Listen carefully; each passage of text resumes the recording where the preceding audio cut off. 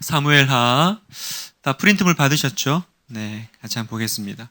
사무엘서는 저희가 그 사무엘상을 얘기하면서 조금 이제 개요 부분을 얘기한 부분들이 있습니다. 그래서 사무엘상 했던 부분들을 같이 한번 잠깐 복습을 좀 하고 이제 오늘 또 사무엘하를 넘어가도록 하겠습니다. 여러분, 사무엘상은 상하는 이름이 사무엘이 들어갔지만 사실은 사무엘상하의 저자는 사무엘이 아닙니다. 그런 게 있죠. 이름이 들어갔지만 그 사람이 저자가 아닌 것들이 많이 있죠, 성경에는. 왜 그렇게 우리가 말할 수 있냐면 사무엘이 죽는 장면이 나오는데 사무엘이 사무엘상 몇 장이 25장에 죽는 장면이 기록되어 있어요. 그러니까 사무엘상 25장 되면 사무엘은 죽는데 그 뒤에 다윗과 또 다윗의 아들 솔로몬의 이야기까지도 쭉 이렇게 나오기 때문에 사무엘이 이 사무엘상하를 기록했을 거라고 보기는 어려운 거죠. 그러면 누가 기록했을까? 사무엘상하는 여호수아, 사사기, 사무엘, 열왕기 이 전체 큰 역사서라고 하죠. 이 역사서의 한 맥락으로 봅니다. 그래서 사무엘상하도 이렇게 나눠져 있는 게 아니라 원래는 사무엘상하가 하나로 되어 있었고 더 나아가서는 열왕기상하와 하나로 되어 있었어요. 그래서 어떤 학자는 사무엘상하, 열왕기상하가 열왕기 1, 2, 3, 4 이렇게 되어 있었다라고 말씀하기도 합니다. 그러니까 이 역사서의 한 맥락이라고 하면 이 역사서는 후대의 사람들이 기록하는 거잖아요.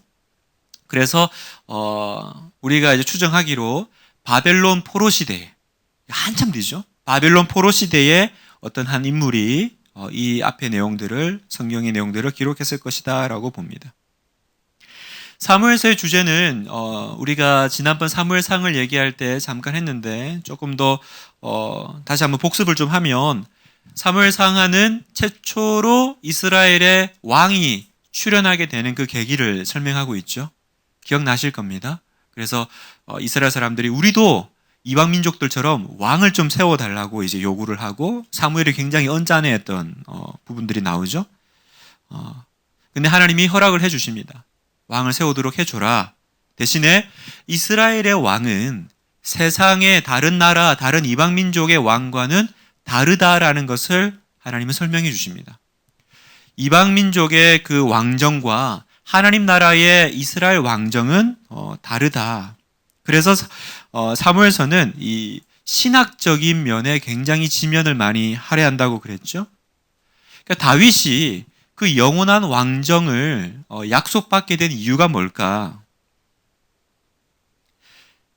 그리고 이 다윗이 그 영원한 왕정을 약속받게 된 그 이유가 결국은 그 후대에 모든 나타날 왕들에게 지침이 되는 모범이 되는 통치 철학이 되죠.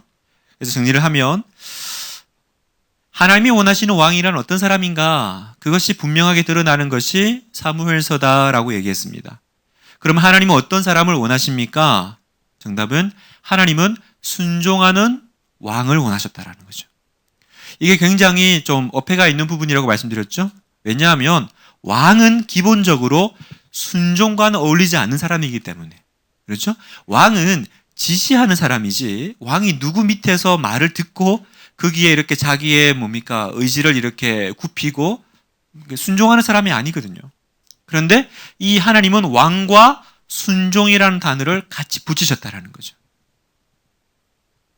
그래서 하나님이 이스라엘 왕에게 요구하셨던 핵심 자질이 뭐냐? 자신의 뜻을 꺾을 수 있냐?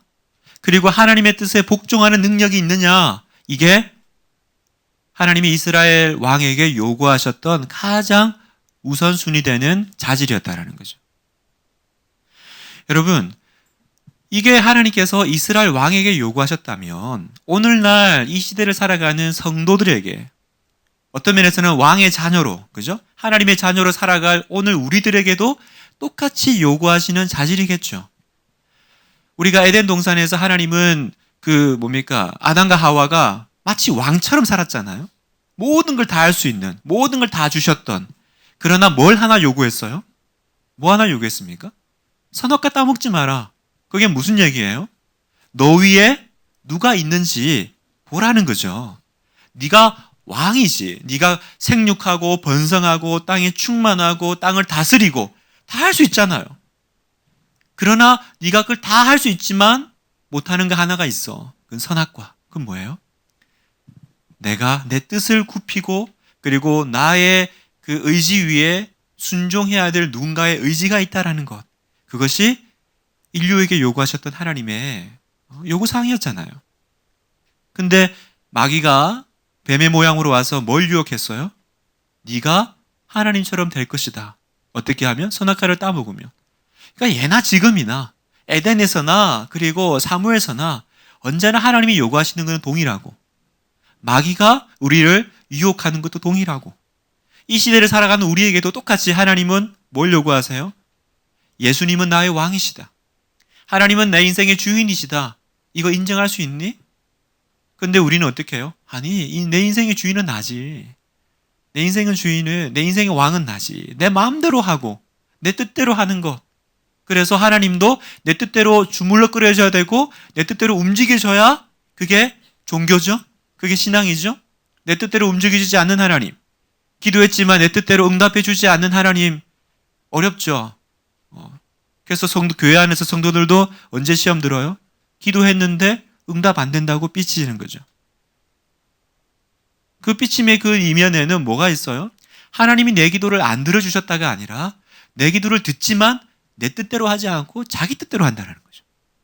다 해줘야 되는데 해줄 때도 있고 안 해줄 때도 있고 노할 때도 있고 그게 이제 우리의 이제 마음의 어려움이죠. 그러니까 우리 안에는 언제나 이 사울 왕의 이 치열한 싸움이 있는 것 같아요. 그죠? 사울이 이렇게 자주 나타나잖아요. 나타나서 우리를 흔듭니다. 자, 이거 이제 우리가 지난번 사무엘상을 할 때 사무엘서의 주제라고 우리가 말씀을 드렸고요. 제가 지난번에 사무엘서를 얘기를 하고 나니까 어떤 분이 저한테 물으셨어요. 그런데 목사님, 이게 결국은 이스라엘 역사지 않나요? 그러니까 이스라엘 사람들의 역사를 우리가 굳이 이걸 우리가 오늘 이렇게 읽어야 될 부분으로 이렇게 받을 수 있습니까? 또 그 사람들이 그 당시에 이렇게 있었던 여러 가지 사건들이 과연 그게 뭐 예수님하고 그리고 또 오늘 살아가는 교회와 연결이 될 수 있습니까? 그때는 그때 일이고, 그러니까 그걸 읽을 때는 그냥 어떤 좀 교훈적인 이야기, 그죠? 좀 본받을 거, 피해야 될 거, 그런 걸 이렇게 받는 거지. 그걸 마치 이렇게 뭔가 너무 신학적으로 이렇게 좀 꿰맞추는 그런 부분이 있는 건 아닌가. 그 이제 질문을 좀 하시더라고요. 아마 그 질문이 이 역사서를 읽어 나가는 모든 성도님들 마음속에 이렇게 어렴풋이 있는 질문인 것 같아요. 이거 이스라엘 얘기잖아. 이스라엘 히스토리인데 이걸 왜 굳이 우리가 읽어야 되냐. 여러분 역사서를 읽을 때, 성경의 역사서를 읽을 때 주의할 점들을 좀 몇 가지 좀 얘기를 하겠습니다. 여러분 역사서는 재밌잖아요. 그러니까 굉장히 여러 가지 재밌는 사건들이 이제 막 일어나니까 굉장히 재미는 있는데 그 재미가 오늘을 신약 시대를 살아가는 나와 무슨 연관이 있나? 이게 이제 참 어려운 것 같아요. 이렇게 한번 얘기를 해볼까요? 여러분 삼국지 가지고 설교해도 됩니까? 삼국지 역사서잖아요. 막 유비, 관우 이런 게 나오는데 그것 가지고 이렇게 설교하면 어때요? 해도 되나요? 제가 이렇게 잘 만들 수 있을 것 같지 않으세요? 제가 예수님을 유비에 이렇게 비유해가지고 이렇게 하면 꽤 이렇게 멋있는 설교 나올 것 같지 않나요? 예전에 이건 됐고. 하여튼, 삼국지를 가지고 설교할 수 있냐 그랬을 때 우리는 안 됩니다요. 근데 왜 안 됩니까? 그 안에도 삼국지 안에서도 우리가 예수님 이미지 이렇게 뽑아낼 수도 있고, 천국 이미지도 뽑아낼 수 있지 않나요? 아니다라는 거죠. 왜 안 됩니까? 왜냐하면 삼국지는 결과적으로 하나님의 말씀이 아니기 때문입니다. 다른 이유를 붙이는 것이 아니라 하나님의 말씀으로 우리에게 주신 책이 아니기 때문에.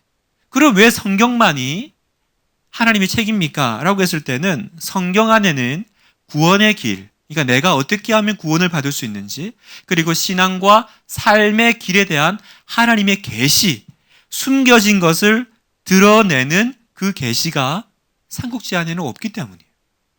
그럼 어디에만 있어요? 성경 안에만 내가 어떻게 하면 구원받을 수 있는지, 그리고 하나님은 어떤 분이신지, 이건 우리가 연구하고 노력하면 알아낼 수 있는 게 아니고요. 하나님께서 그러니까 보여주셔야, 하늘에서 우리에게 주셔야만 알 수 있는 겁니다. 그래서 기독교는 계시 종교죠.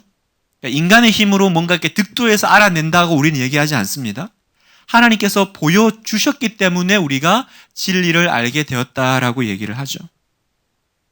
그래서 여러분, 이 역사서, 사무엘이나 열왕기나 이런 걸 읽을 때 우리가 다윗의 용맹함, 혹은 사울의 소심함, 에스더의 어떤 애국심, 이런 식으로 우리가 어떤 초점을 찾고 교훈을 찾기 시작하면 성경은 이제 어떤 그냥 교훈적인 책, 윤리적인 책, 이런 어떤 종교적인 수준의 그냥 어떤 책으로 떨어지게 되는 겁니다. 그래서 우리가 기억해야 될 것은 이 역사서의 궁극적인 목적은 어떤 재미있는 히스토리를 알려주는 것이 아니라 그 역사 배후에 있는 그 신학은 뭐예요? 하나님과 관련된 그 의미를 알려주는 것이 목적이다라는 거죠. 어떻게 해요? 하나님에 대해서 우리에게 가르쳐주고, 역사서는, 그리고 우리가 더욱 완전하게 그분을 따르도록 변화시키는데 우선적인 목적이 있다는 거예요.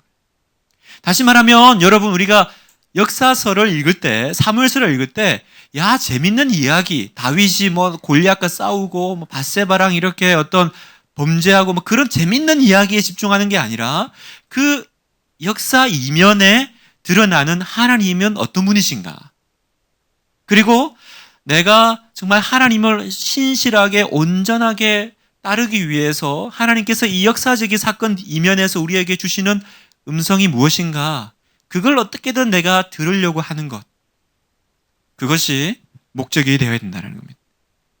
그러니까 이것을 이렇게 이해하지 못하면 이제 역사서는 이제 이상한 해석이 되기 시작합니다. 그러니까 세상에서 성공한 사람이 성경에서도 성공한 사람이 되고, 그죠? 성경에서 실패한 사람은 세상에서도 실패한 사람이 되고, 이상한 짬뽕이 되는 거예요. 근데 성경은 그렇게 얘기하지 않거든요. 세상적으로 봤을 때는 성공한 사람인데 성경은 넌 실패했어 라고 얘기하는 거예요. 성경에 이제 나중에 열왕기 보면 그런 왕들이 제법 있습니다.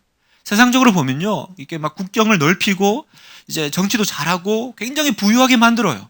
그런데 신학적으로 보면 성경 저자는 뭐라 그러냐면 너는 실패한 왕이야. 너 인생은 실패했어. 신약에도 똑같죠? 예수님의 비유 가운데도 그 부자가 나오잖아요.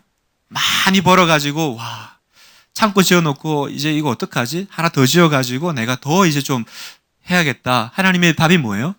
어리석은 자야 라고 부르는 거예요. 어리석은 자야. 어리석은 자라는 거죠. 그러니까 다른 거죠. 시각이 다른 거예요.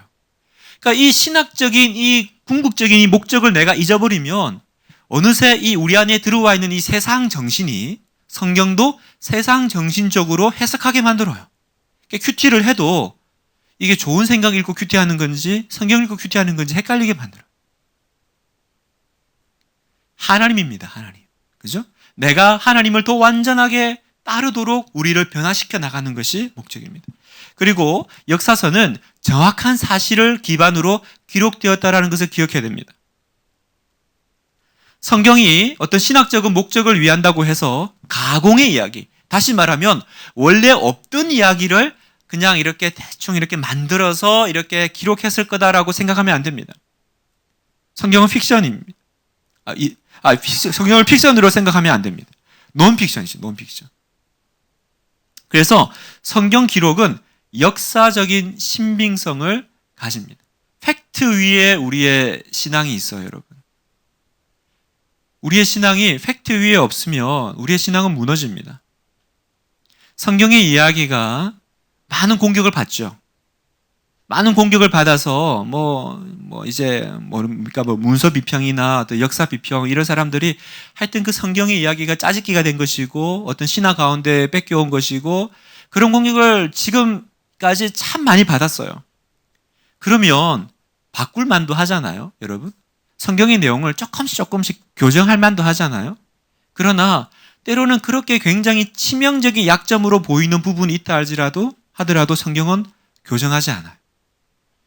예나 지금이나 2000년 역사 가운데 처음 그대로 가죠. 얼마나 많은 역사적인 부분에서 공격을 많이 받았겠습니까? 지금도 공격받고 있는 게 있어요. 야, 이렇게 연구해 보니까 이런데 이게 사실이냐? 우리 대답할 수 없는 부분이 있습니다. 그러나 대답할 수 없기 때문에 그 사람들의 입맛에 따라서 성경을 다시 이렇게 바꾸고 교정하지 않아요. 왜요? 성경이 이것 자체가 우리가 이해 못하고 설명할 수 없다 뿐이지 이것은 팩트고 기록이다라고 보기 때문에, 사실이라고 보기 때문입니다. 우리의 신앙이 사실로 있지 않으면 우리는 한낱 신화를 붙잡고 신앙생활하는 종교인이 되는 겁니다. 그래서 두 가지, 역사서를 읽을 때 주의점은 역사서는 신학적인 목적을 가지고 기록되었다. 그죠? 삼국지처럼 어떤 권선징악이라고 합니까? 어떤 해피엔딩, 뭐 이런 식의 어떤 그것을 만드는 게 아닙니다. 세상적인 기준이 아닙니다. 성경적인 기준, 하나님의 기준, 그리고 그 하나님을 어떻게 하면 우리가 잘 섬기고 잘 따를 수 있을 것인가. 그리고 두 번째, 그것은 역사적인 사실 위에, 기반 위에 기록되었다. 그러면 그 말하는 그 신학적인 관점이 뭐냐라는 거죠. 그게 이제 신학적인 관점이 하나님 잘 믿는 건데 그게 뭐냐? 그걸 좀 더 구체적으로 설명을 하겠습니다. 총 4가지로 보겠는데 첫 번째로 구속적 관점으로 역사서는 기록되었다라고 봅니다. 구속이란 건 뭐죠? 우리를 구원하시는. 역사서는 목적이 있는데 하나님이 인류를, 사람을 구원하시는 그 목적 가운데 기록되었다라고 봅니다. 그래서 역사서에 흐르는 여러 가지 사무엘, 사울 이런 이야기는 그냥 우연이나 혹은 인과관계의 연속이 아니라 하나님의 이 구원 목적, 구속사를 향해서 흘러간다라고 우리는 이해를 합니다. 예를 들어서 이런 거죠. 출애굽을 어떤 정치적인 해방으로 보면 안 됩니다. 이렇게 파라오 밑에서 이렇게 고난받던 이스라엘 민족이 정치적으로 해방되는 그런 것으로 해석한다든지 아니면 가나안 정복을 단순한 땅 차지하는 이야기로 하면 이상해집니다. 그래서 그 땅을 차지하기 위해서 그 땅에 있는 원주민들을 막 학살하고 죽이는 그런 어떤 전쟁의 신 같은 하나님의 모습으로 이해하는 왜곡에 들어가는 거죠.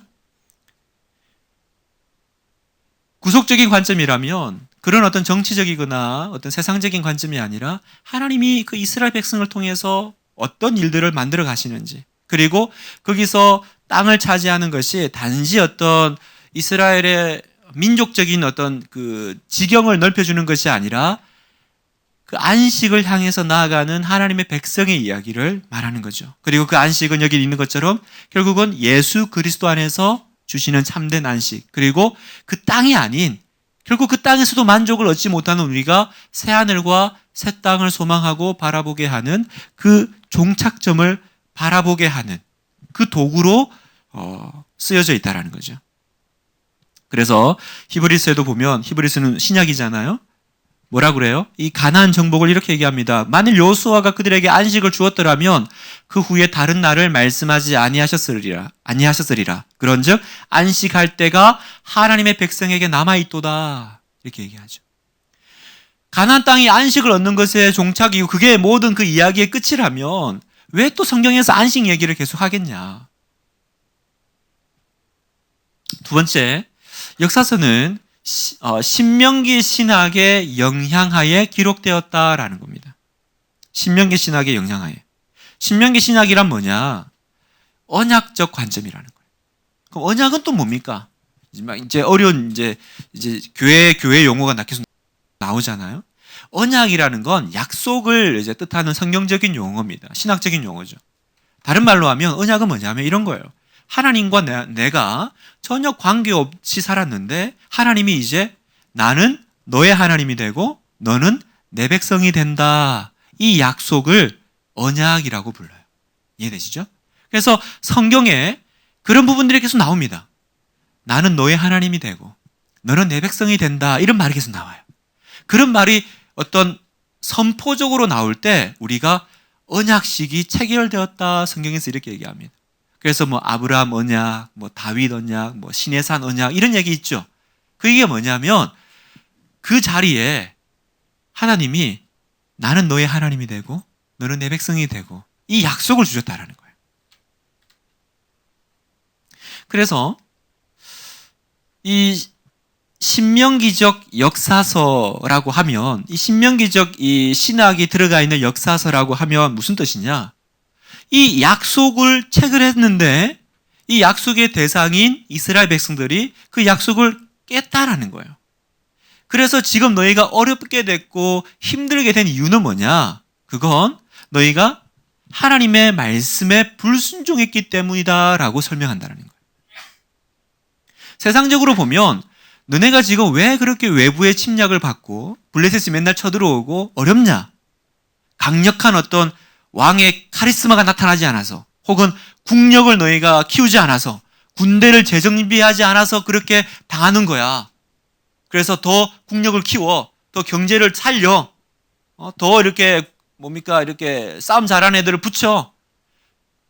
그렇게 설명하지 않고 역사서에서는 계속 뭘 얘기해요? 너네가 이렇게 된 이유가 뭐냐? 그건 국력 때문이 아니고 경제력 때문이 아니고 뭐 때문에? 하나님과 너희가 언약을 체결했는데 약속을 체결했는데 그 언약을 깼기 때문에 다시 말하면 하나님 말씀대로 살지 않으니까 이런 일이 벌어졌다라는 거예요. 그래서 이 역사서에서 가장 큰 죄악은 뭐냐면 선지자를 통해서 계속 회개하라 돌아오라라고 부르는데 안 돌아오는 거예요. 그게 가장 큰 죄입니다. 하나님께서 그 언약의 대상자시잖아요. 그 언약 약속의 그 한 사람인 하나님이 다시 그 언약 관계로 돌아와라 회개해라 라고 부르시는데 난 왕 주세요 왕. 이제 언약을 깨는 거예요 계속. 다른 신 섬겨봐야겠다. 이게 하나님 섬기니까 하나님은 사막 때는 잘 도와주셨는데 이렇게 가난 오니까 잘 못 도와주시는 것 같아. 그게 이제 가장 큰 죄라는 거죠. 그래서 이스라엘 역사는 다시 말하면 이스라엘 역사는 어떤 왕들이 나타나고 그 왕들이 어떤 전쟁을 일으키고 또 이렇게 싸움을 벌려가는 이야기라고 해석하면 안 되고 어떻게 해석해야 된다고요?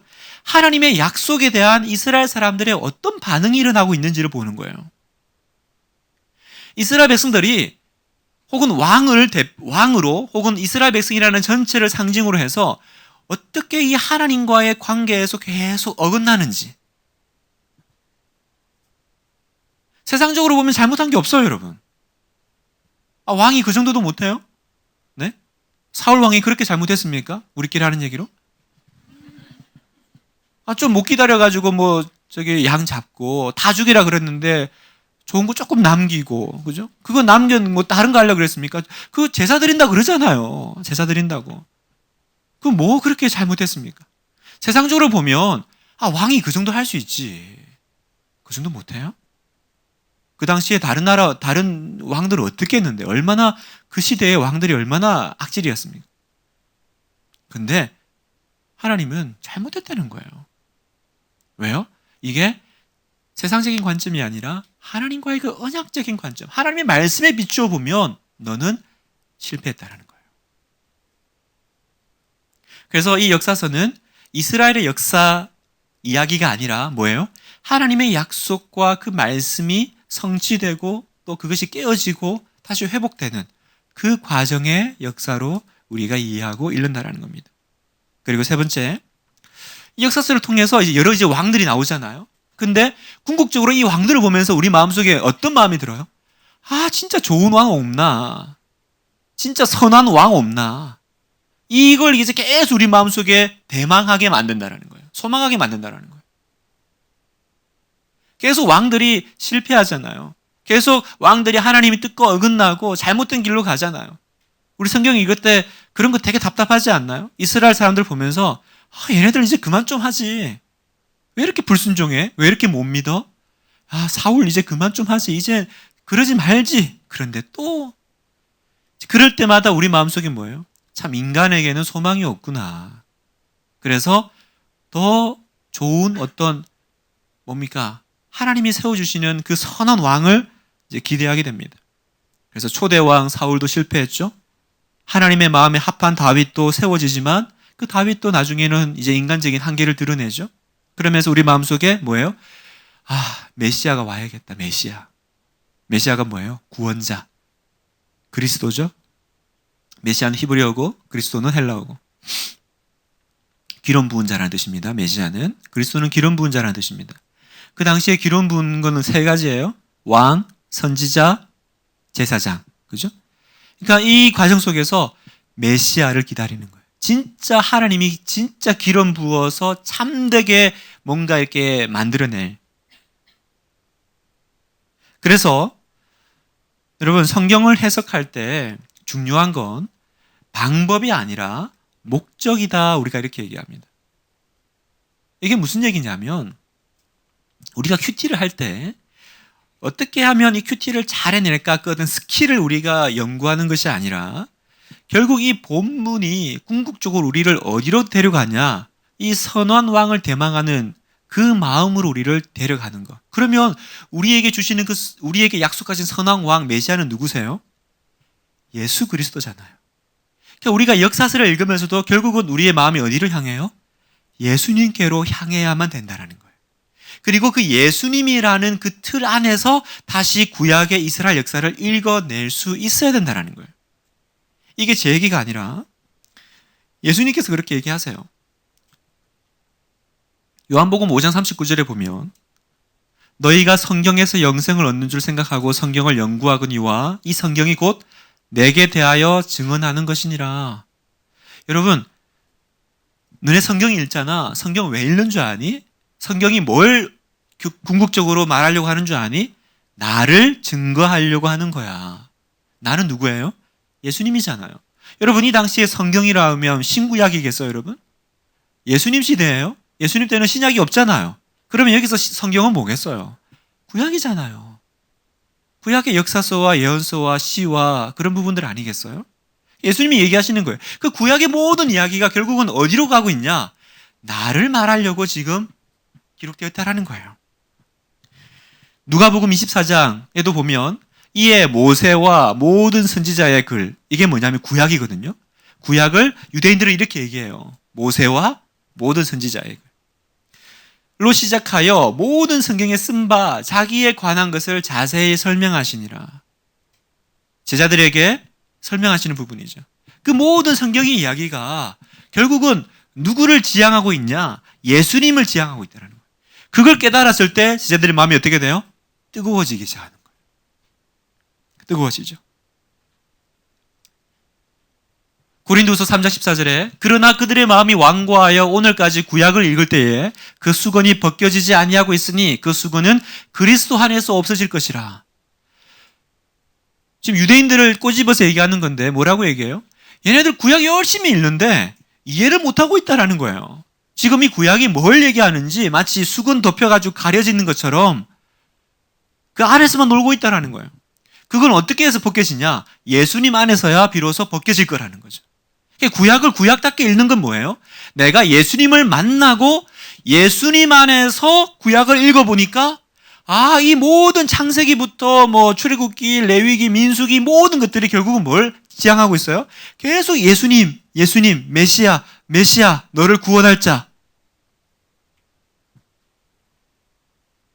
그래서 구약 성경은 예수님을 향해서 전개되고 있고 예수님을 통해서 완성된다. 예수님을 통해서 완성된다라는 것입니다.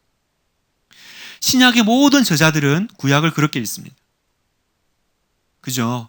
여러분, 신약을 기록한 모든 성경 저자들은 다 구약 성경을 그렇게 읽고 해석해요.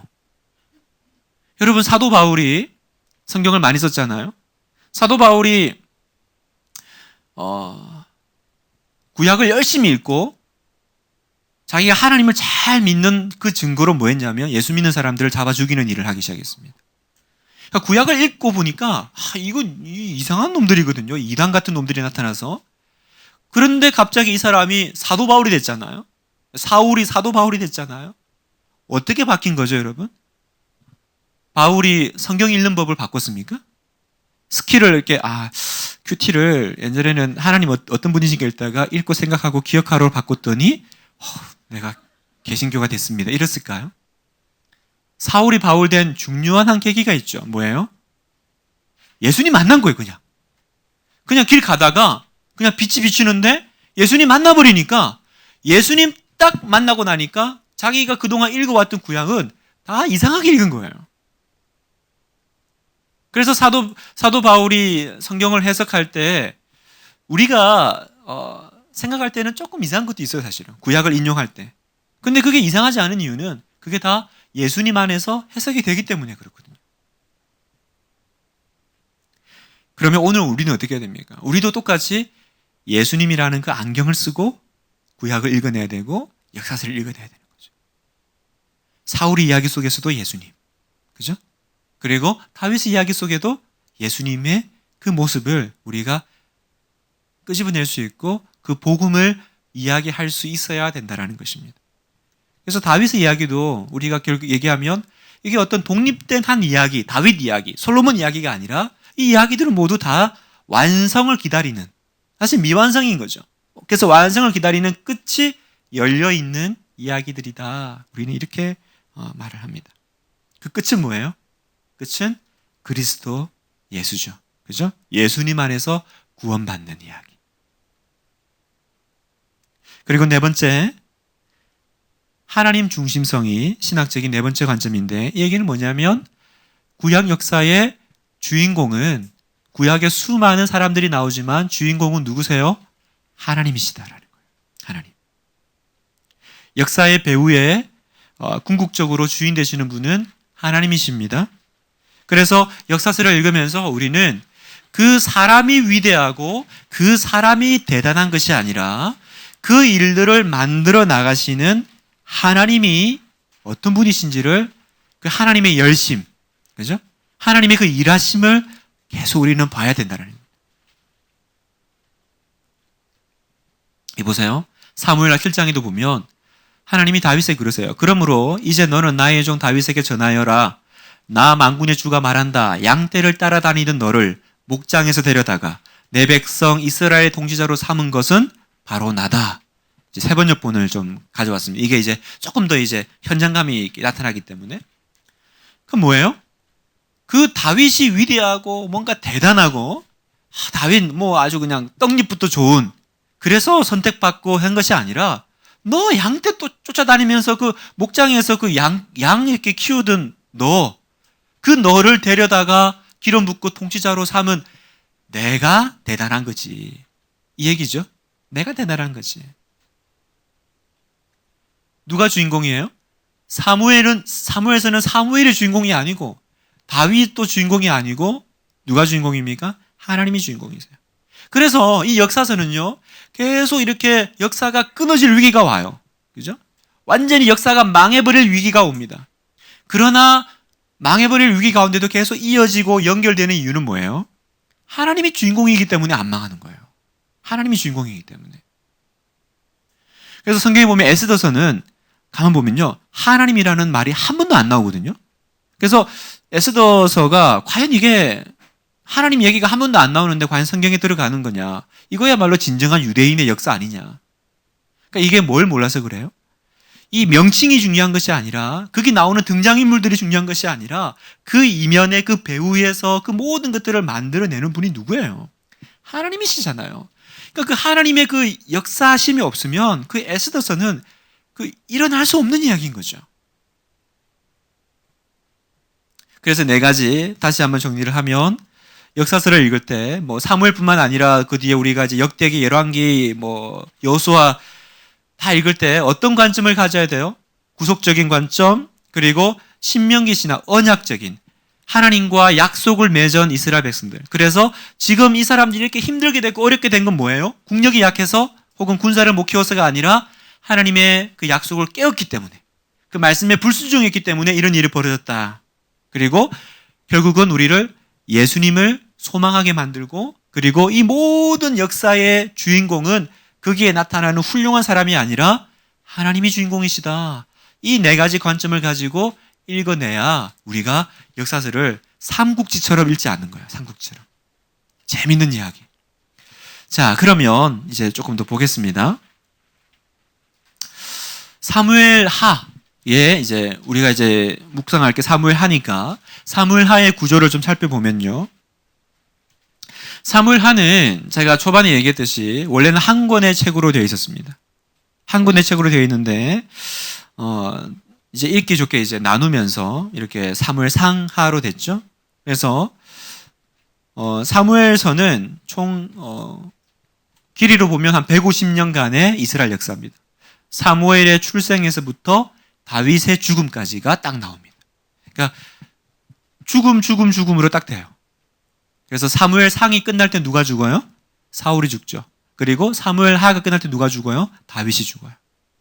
그래서 사무엘로 시작해서 사울, 그리고 다윗이 왕이 되는 부분이 이제 사무엘 하로 시작해서, 그리고 다윗이 죽는 부분으로 사무엘 하가 끝나는. 그리고 사무엘 하는 그 중에서도 다윗의 40년간의 통치 기간을 기록한 책입니다. 다윗이 40년을 통치했다라고 봅니다.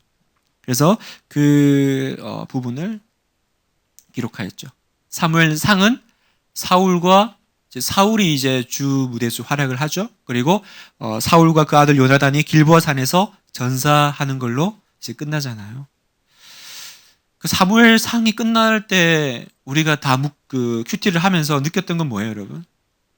야, 사울이 본인이 이렇게 끝날 줄 알았으면 그 평생을 그렇게 다윗 쫓아다니면서 그 살 필요가 뭐가 있었을까? 그죠? 참 인생이 허무하지 않나요? 그 막 다윗이 자기를 어떻게 할까봐 그렇게 쫓아다녔는데 결국은 그 블레셋과 전투에서 그렇게 허망하게 죽을 줄 알았으면 그렇게 살지 않았겠죠. 그러니까 우리가 성경을 읽으면서 계속 우리 마음속에 우리의 그 인생에 대해서, 우리의 삶에 대해서 계속 질문을 던지는 것 같아요. 네가 지금 그렇게 아웅다웅하면서, 사울에게는 그 얼마나 중요한 얘기였어요.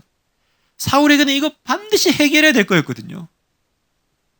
근데 하나님 보시기에 그게 중요한 문제였습니까? 아니었잖아요. 자기가 그렇게 죽을 줄 알았으면 더 신실하게 살 걸, 또 말씀대로 살 걸, 하나님 앞에서 더 정말 순종하는 왕으로 살 걸, 그러지 않았겠어요? 여러분이 오늘 붙잡고 있는 어떤 문제가 있는데, 하나님 이거 해결돼야 되는데, 뭐 그렇게 아웅다웅하고 이거 죽고 못 사는 그 문제가 과연 하나님의 지금 입장에서 볼 때 똑같은 중요도가 있습니까? 사울의 문제에 혹시 여러분이 지금 빠져 있지는 않습니까?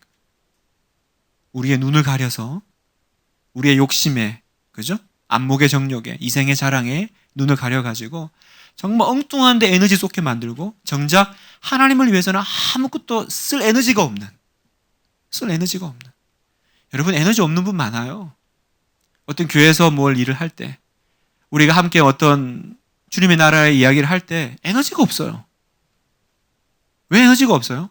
너무 바빠요. 본인이 할 일이 너무 많아요. 신경 쓰고 있는 일이 너무 많아요. 그래서 주님의 이야기에 대해서 에너지가 없어요. 신방을 가서 제가 전에도 얘기했는지 모르겠지만 이렇게 좀 괜찮으신 분은 제가 얘기하다가, 집사님 이제 한번 우리 주님을 위해서 한번 살아봅시다. 그러면 불을 떨어요. 막 놀래가지고. 지금 목사님, 저희가 지금 어떤 상황에 지금 있는데, 지금 어떤 문제 가운데 있는데, 지금 제가 아직은 때가 아닌 것 같아요. 본인이 마지막이 어떻게 될 줄 알았으면 아마 그런 얘기 했을까? 에너지가 없어요. 모든 걸 할 에너지는 있지만 경건 생활할 에너지는 없어요. 그죠?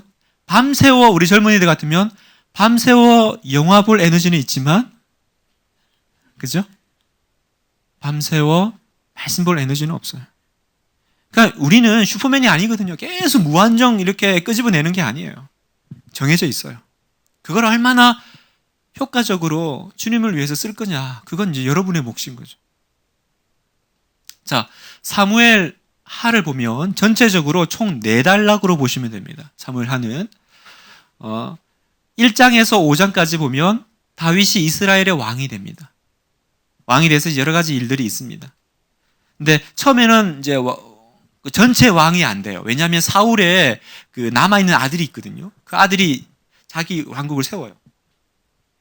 그래서 분열 왕국의 대리비로 있다가 나중에 끝에 가서 이제 온 이스라엘 왕이 되죠. 그래서 이제 다윗의 다스리는 내용이 5장에서 10장까지 나옵니다. 잘해요. 전성기죠. 막 치고 올라가요. 그래서 주변에 싹 정리합니다. 나중에는 블레셋까지 정리하죠. 그 지긋지긋한 블레셋. 하여튼 얼마나 괴롭혔나요? 그걸 이제 다윗이 완벽하게 정리해버려요. 그리고 이제 여기서 제일 중요한 게 뭐냐면 나단을 통한 다윗 언약. 아까 얘기했죠. 언약. 이제 언약이란 말 나오면 뭔지 아셔야 돼요, 여러분. 언약 그러면 하나님이 나타나서 나는 너의 하나님이 되고 너는 내 아들이 되고 내 백성이 되고 이 얘기를 하는 장면이에요. 그래서 사무엘서 전체에서 정점이죠, 이게. 사울이란다. 다윗의 인생에서도 정점이고 하나님께서 다윗에게 이 놀라운 약속을 주시는 거죠. 그런데 여기까지 왔는데 세 번째 단락에서는 다윗의 이제 내리막이 나옵니다. 끝도 없이 올라가지 않아요, 다윗이. 실패하죠. 그 실패가요, 아주 처참합니다. 이건 이제 나중에 얘기를 할 건데. 그리고 이제 정리를 합니다. 21장에서 24장, 사무엘상 24장까지 있는데, 이 21장, 24장은요, 연대기적으로 기록되어 있지 않아요. 이게 시간상으로 이 일들이 끝나고 이렇게 됐다고 생각하시면 안 되고, 이건 별도예요. 그래서 이 다윗 왕국을 정리를 합니다. 이 다윗 왕국의 의미, 그리고 이 다윗 왕국을 통해서 하나님이 무슨 말씀을 하고 싶어 하시는지를 얘기를 합니다. 앞에 이제 전체 사무엘라 구조를 봤는데 이 큰 네 단락을 잠깐 좀 잠깐이 아니죠. 이제 조금 이제 세부적으로 설명을 좀 하겠습니다. 온 이스라엘의 왕이 된 다윗이 이제 첫 단락이었잖아요. 이제 5장까지인데 여기서는 이제 어떤 내용이 나오냐면 사무엘 상에서 사울이 아들과 함께 길보아산에 죽죠. 전사합니다. 전사하고 나서 이제 표면적으로는 이제 왕이 없어졌으니까 이제 다윗이 왕이 되긴 하는데 전체 왕이 안 됩니다. 왜냐하면 사울의 남은 아들이 있거든요. 그래서 사울이 죽은 후에 헤브론으로 갑니다. 헤브론으로 가서 거기서 유다 지파의 왕이 됩니다. 한 지파죠. 유다 지파의 왕이 되고 그리고 사울의 남은 아들 이름이 이스보셋입니다. 이스보셋은 마하나임에서 사울 왕국을 재건하죠. 그래서 이 다윗 왕국과 이스보셋 왕국이 이제 공존을 합니다. 약 2년 정도 서로 이렇게 티그닥티그닥 해요. 이렇게 있는데 문제는 시간이 지나면 지날수록 다윗 왕국은 점점 강성해져 가고 이스보셋을 왕으로 있는 이 나머지 사울 왕국이 점점 이렇게 약해져 가는 거예요. 약해져 가니까 그 이스보셋을 섬기는 군대 장관이 있어요. 아브넬이라고 하는 이 사무엘 보면 유명한 이제 중요한 군대 장관이 몇 명이 나오는데 다윗이 이제 데리고 있는 군대 장관이 요압입니다. 요압이고 이제 이스보셋을 섬기는 군대 장관이 있는데 아브넬입니다. 근데 이제 이 아브넬이 보니까 자기도 이제 대충 볼 줄 알잖아요. 이게 형세가 점점 이제 다윗 쪽으로 가고 있다라는 게 이제 느낌이 오는 거예요. 오니까 아브넬이 이스보셋 몰래 옵니다. 다윗을 찾으러 와요. 뭘 하냐면 내가 이 이스보셋을 섬기고 있지만 보니까 이쪽이 이미 기울었습니다. 내가 아예 이걸 통째로 당신에게 그냥 넘기겠습니다. 이제 다윗의 입장에서는 굉장히 이제 좋은 제안인 거죠. 자, 그 얘기를 하러 와요. 그런데 그걸 굉장히 이제 안이 꼽게 보고 있는 한 사람이 있죠. 누굴까요? 요압이죠. 왜냐하면 아브넬이 그렇게 와서 이제 뭔가 그 양쪽을 연결해가지고 어쨌든 한 통일된 왕국을 만들면 아브넬이 결국은 입지가 올라가겠죠. 이제 통일을 이루어내도록 이제 어떤 공헌을 한 장관이고 그리고 다윗이 사실 요압을 성경을 보면 요압이 참 충신이긴 한데 이 좀 약간 이렇게 다윗하고 엇갈려요. 그러니까 뭐라 그럴까? 계륵은 아니고 계륵은 진짜 형편없는 사람이고 꼭 필요하지만 그러나 또 있으면서도 계속 이렇게 마음을 힘들게 하는 그런 사람이잖아요. 요압이 그래요. 그러던 찰나에 이제 아브넬이 그렇게 등장했으니까 여러 가지로 지금 잘 됐을 거고 요압도 그런 눈치를 채지 않았겠어요? 그래서 이 요압이 돌아가는 아브넬을 잠깐 불러가지고 이러저러다가 그냥 살해합니다. 죽여요. 그러니까 아브넬이 죽으니까 이 이스보셋이 어떻게 돼요? 이스보셋이 이제 자기를 지켜주던 군대 장관이 어쨌든 저쪽 가가지고 죽었으니까 더 어려워진 거죠. 그러니까 이제 이스보드 아래에서 이 사울 왕국 아래에서 이제 뭔가 이제 암살단이 일어나죠. 그래서 그 왕을 죽이고 이제 결국은 다 이제 사울 왕국이 끝나버리는 겁니다. 끝나버리니까 이 5장에 가면 이 북이스라엘이죠. 유다고 이제 북이스라엘의 이제 이 백성들이 자기 장로들을 다윗에게 보내요. 보내가지고 다윗 당신이 이제 왕이 좀 되어달라. 이렇게 해서 전체 이제 왕이 됩니다. 그래서 다윗이 사울을 섬기다가 어떤 뭡니까 질투에 의해서 쫓겨나고 그리고 참 광야에서 오래 그죠? 고생하고 방황하고 뭐 죽을 고비 넘기고 그러다가 드디어 이제 5장에 가면 드디어 그 처음에 사무엘을 통해서 기름 부음 받았던 그때 이제 이스라엘 왕으로 세운다라는 그 약속이 이제 이때 이제 이루어지는 거죠. 이제 왕이 되죠. 그리고 이제 본격적으로 다윗의 통치가 시작되는데 제가 얘기했듯이 잘합니다. 다윗이 이제 전성기로 올라가죠. 그래서 다윗이 제일 먼저 한 일이 뭐냐면 그 예루살렘을 함락하고 예루살렘을 통치 수도로 만든 것입니다. 우리에게는 지금 굉장히 익숙한 도시 이름 예루살렘이지만 그 당시 예루살렘은 이방 도시였어요. 여부스의 도시였습니다. 근데 왜 다윗이 여부스 이방 도시인 이 예루살렘을 함락을 해서 통치 어떤 수도로 삼았을까? 왜냐하면 예루살렘의 이 지리적인 위치가 굉장히 좋았기 때문입니다. 어떤 의미가 있었냐? 예루살렘은 유다 지파와 베냐민 지파 사이에 이렇게 위치한 도시였어요. 유다 지파는 이제 다윗 지파니까 알겠는데 베냐민 지파는 왜 중요하죠? 베냐민 지파에서 배출된 한 사람이 있습니다. 사울인 거예요, 사울. 사울이 베냐민 지파거든요. 그러니까 유다 지파와 베냐민 지파 사이에 있는 이 도시에 수도를 세움으로써 다윗이 어떤 그 사회 통합적인 그죠? 그런 목표를 뒀던 것 같아요. 그리고 그 예루살렘에 언약궤를 안치하죠. 그리고 이제 군사적으로도 다윗이 굉장히 큰 업적을 남기는데 최고의 업적이 뭐냐면 다윗 그 블레셋을 완전히 제압하는 사건입니다. 그동안 참 이제 이스라엘을 어렵게 만들고 힘들게 했던 그 블레셋을 제압을 하고 그 외에 뭐 모압, 아람, 암몬, 에돔을 다 이제 조공국으로 삼죠. 이게 단지 이렇게 뭡니까 유다 이스라엘을 이렇게 그 뭡니까 또 확장시키고 강대국으로 만들었다라는 의미보다는 이것이 나중에 그 아들 솔로몬에게 가서 솔로몬이 하나님의 성전을 건축할 수 있는 기반을 마련해 준다고 보면 됩니다. 그러니까 원래는 다윗이 성전을 짓고 싶어 했잖아요. 아시다시피. 근데 하나님이 노하셨거든요. 근데 다윗이 노를 당할 수밖에 없는 여러 가지 이제 이유가 있습니다. 이제 그것들은 이제 조금 이제 다른 부분으로 얘기를 해야 되지만 여기서 우리가 얘기할 수 있는 부분은 뭐냐면 다윗이 성전을 그냥 지을 수는 없는 거예요. 왜냐하면 지금 아직 주변이 평정이 되지 않고 계속 공격을 받고 외부의 침입이 있는 상황에서 성전을 어떻게 짓겠어요? 그러니까 다윗이 해야 될 일은 성전을 짓는 게 아니라 성전을 짓도록 돕는 그 모든 제반 어떤 뭡니까 기반을 다 이렇게 준비하는 거예요.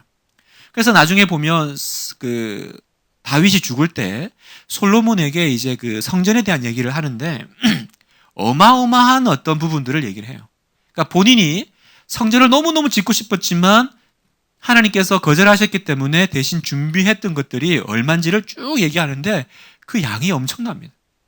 그리고 주변을 싹 이렇게 정리를 했기 때문에 더 이상 솔로몬이 성전을 하나님의 그 영광된 그 집을 짓는데 조금 더 어려움이 없고 또 다 조공국으로 만들어 놓으니까 그 나라에서 좋은 것들을 다 가져와 가지고 가장 아름답게 짓도록 만들죠. 그래서 우리가 솔로몬이 성전을 지었다, 만들었다라고 보지만 제가 볼 때는 단지 그 시행한 사람이 솔로몬이고 그 성전에 필요한 모든 것들은 다윗이 다 준 거예요. 다윗이 다 정리하고 그 필요한 모든 금은보화 뭐 다 나중에 그 역대기미가 보면 성전의 그 구상도까지 줬다. 그러니까 내가 너에게 어떻게 지을 건지 다 말해준 대로 이렇게 이제 그런 표현이 나옵니다. 그리고 다윗이 나는 이렇게 백향궁에 있는데 하나님의 저는 저렇게 밖에 있으면 어떻게 하겠냐. 내가 하나님이 성전을 지어야겠습니다라고 했을 때 그 얘기를 듣고 하나님이 그 성경에 보면 표현이 이래요. 내가 언제 너보고 내 집 지어달라고 한 적이 있냐. 그런 표현을 써요. 내가 누구 보고 내가 지금 밖에 있으니까 내 집을 좀 지어줘. 이렇게 말한 적이 없는데 다윗아, 네가 내 집을 지어주니? 그래서 하나님의 파격적인 제안. 내가 네 집을 지어주마. 내가 네 집을 지어주마. 네가 내 집을 세워준다고. 그 하나님의 마음이 되게 뭐라 그럴까? 뭉클하셨던 것 같아요. 언제 나 내 집 언제 지어줄 거냐. 하여튼 빨리 되면 내 집 지어줘. 이렇게 말한 적도 없고 왕이 되면 집 지어야 돼. 이렇게 얘기한 적도 없어요. 그냥 다윗이 있다 보니까 자기가 이렇게 목동으로 있다가 왕이 된 내가 볼 때 자기만 생각하고 내가 왕 될 만하니까 됐겠지가 아니라 이 모든 건 하나님의 은혜인데 내가 하나님 위해서 뭘 할까? 집 지어야겠다.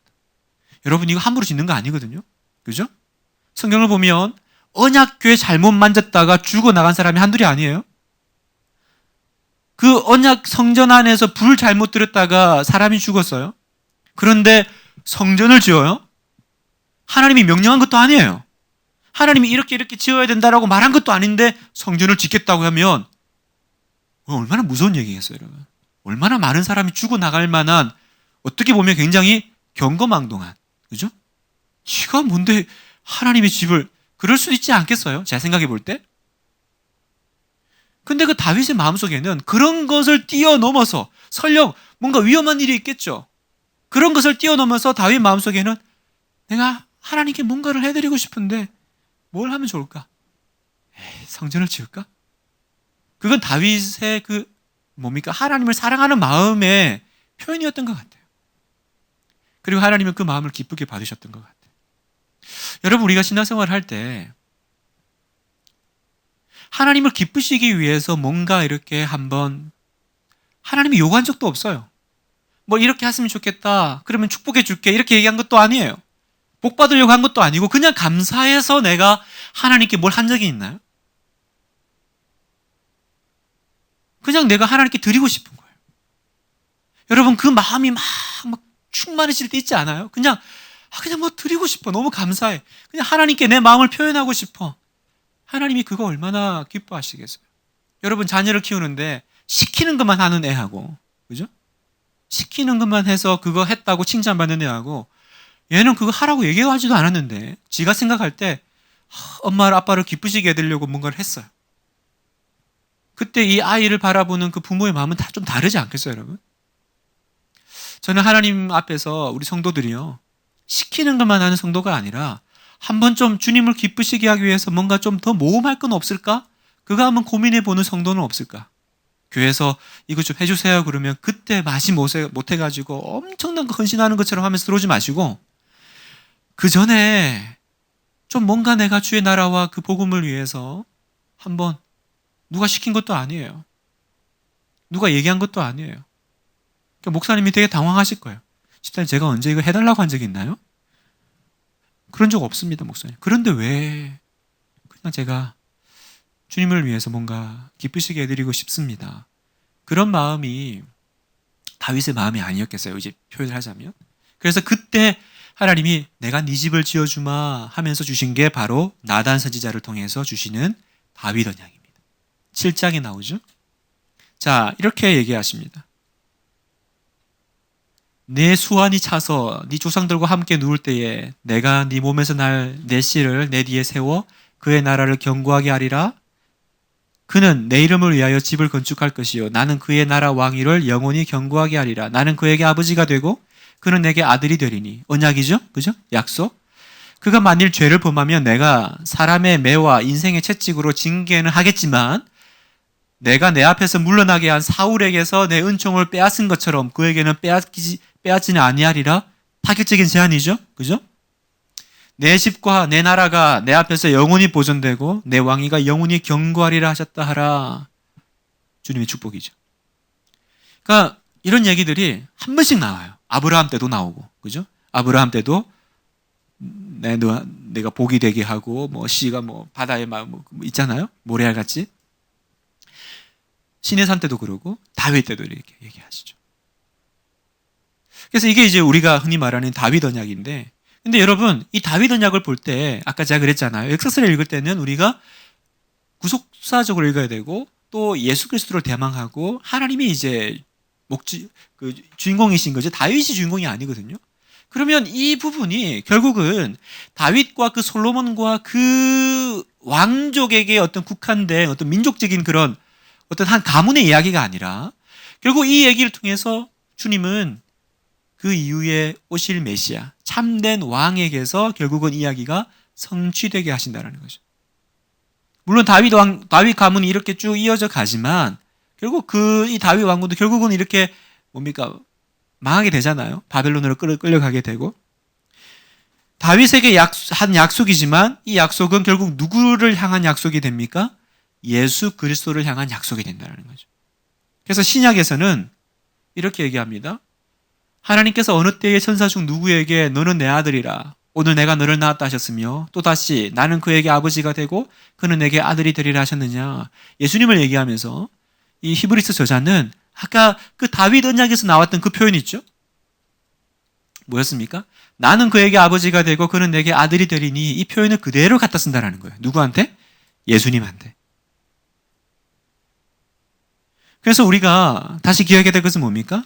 역사서는 그리스도를 대망하고 하나님이 역사의 주인공이시다라는 것들을 기억하면서 읽어야 된다라는 것입니다. 자, 그리고 세 번째 단락, 다윗의 실패가 나옵니다. 이제 안타까운 얘기들이 나오죠. 이런 여러 가지 업적과 또 하나님을 기쁘시게 해드린 일에도 불구하고 다윗의 어떤 통치의 한계, 그리고 인간적인 한계가 드러납니다. 그 드러나는 그 출발, 그 도화선이 뭐냐면 바로 사무엘하 11장에 나오는 밧세바 사건입니다. 이렇게 얘기해요. 그 해가 돌아와 왕들이 출전할 때가 되매 저녁 뒤에 좀 중략하고 저녁 때에 다윗이 그의 침상에서 일어나. 이 안에는 여러 가지 얘기가 이제 의미가 숨어 있습니다.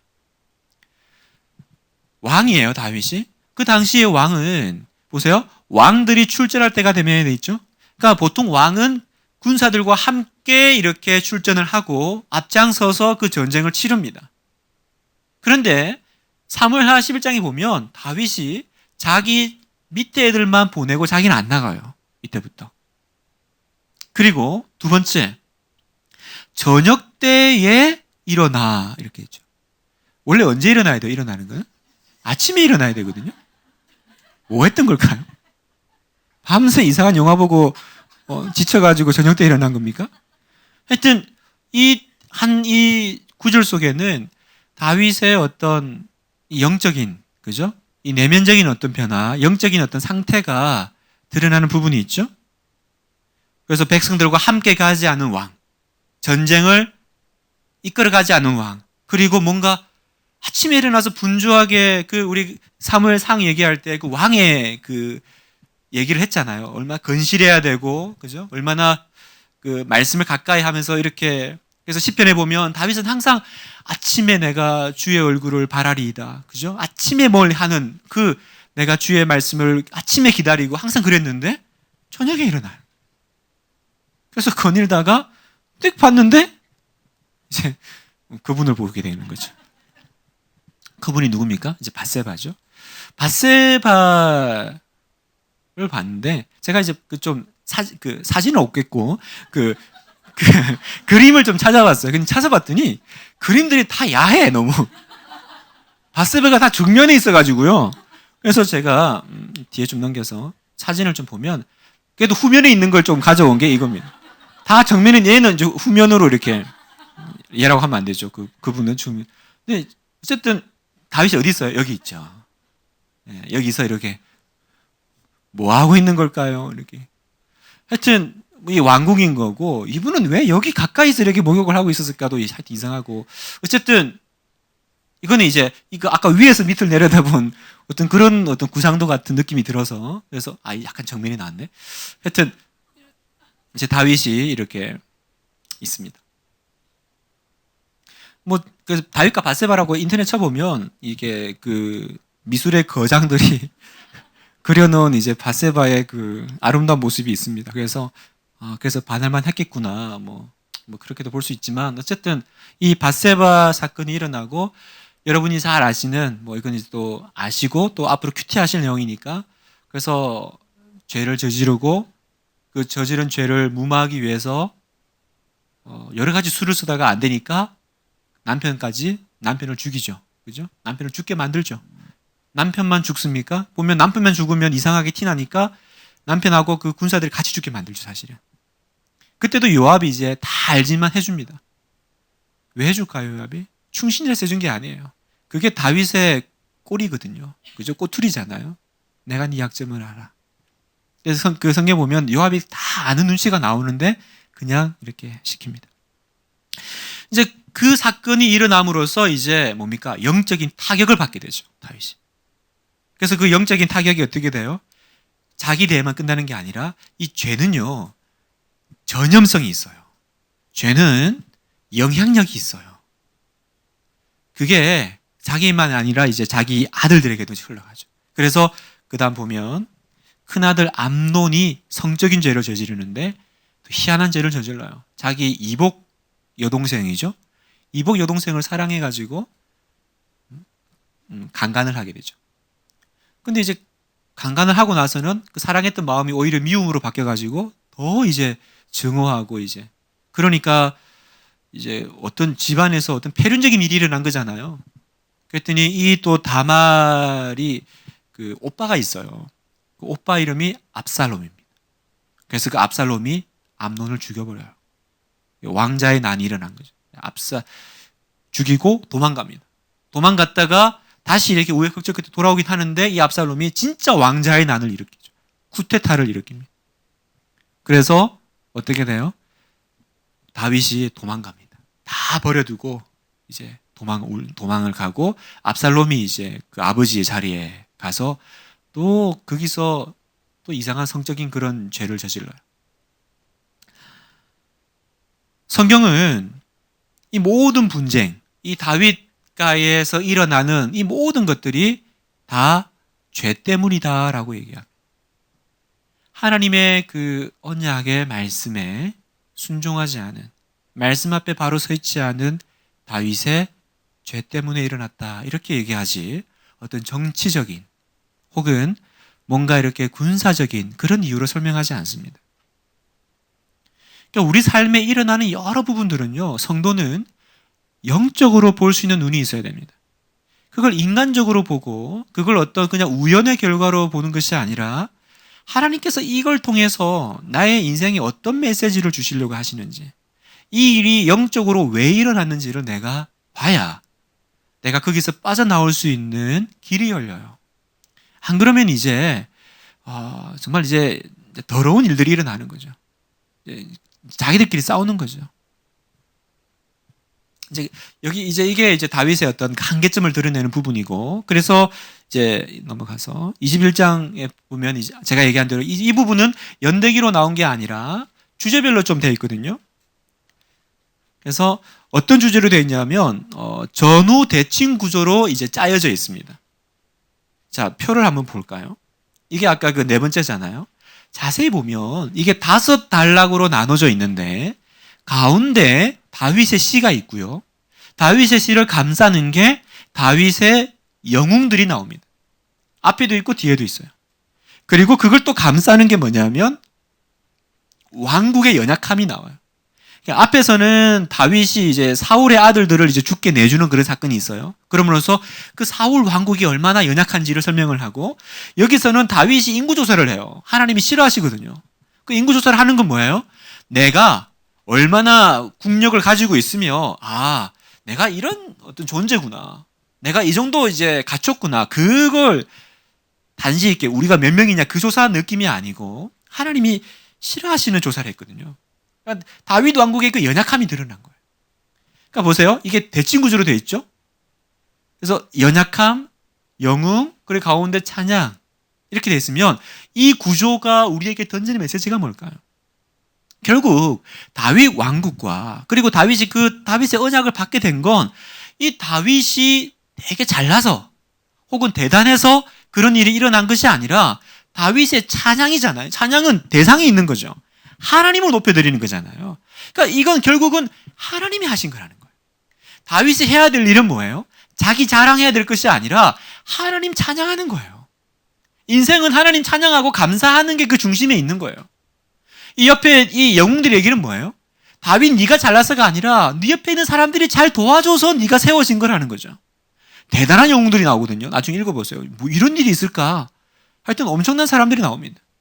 그 영웅들이 다윗을 목숨 걸고 어쨌든 싸워주고 지켜줬기 때문에 그 일이 일어난 거예요. 내가 잘난 게 아니고 이걸 위해서 함께 해준 동역자가 있었기 때문이었고, 그 밑받침에는 우리의 너무나도 약한 이 연약함이 반대적으로는 있었다라는 거예요. 그래서 이 구조가 보여주는 것은 다윗은 결국 연약한 인간이며 죄를 지을 수밖에 없는 존재, 그런 존재가 해야 될 일은 뭐예요?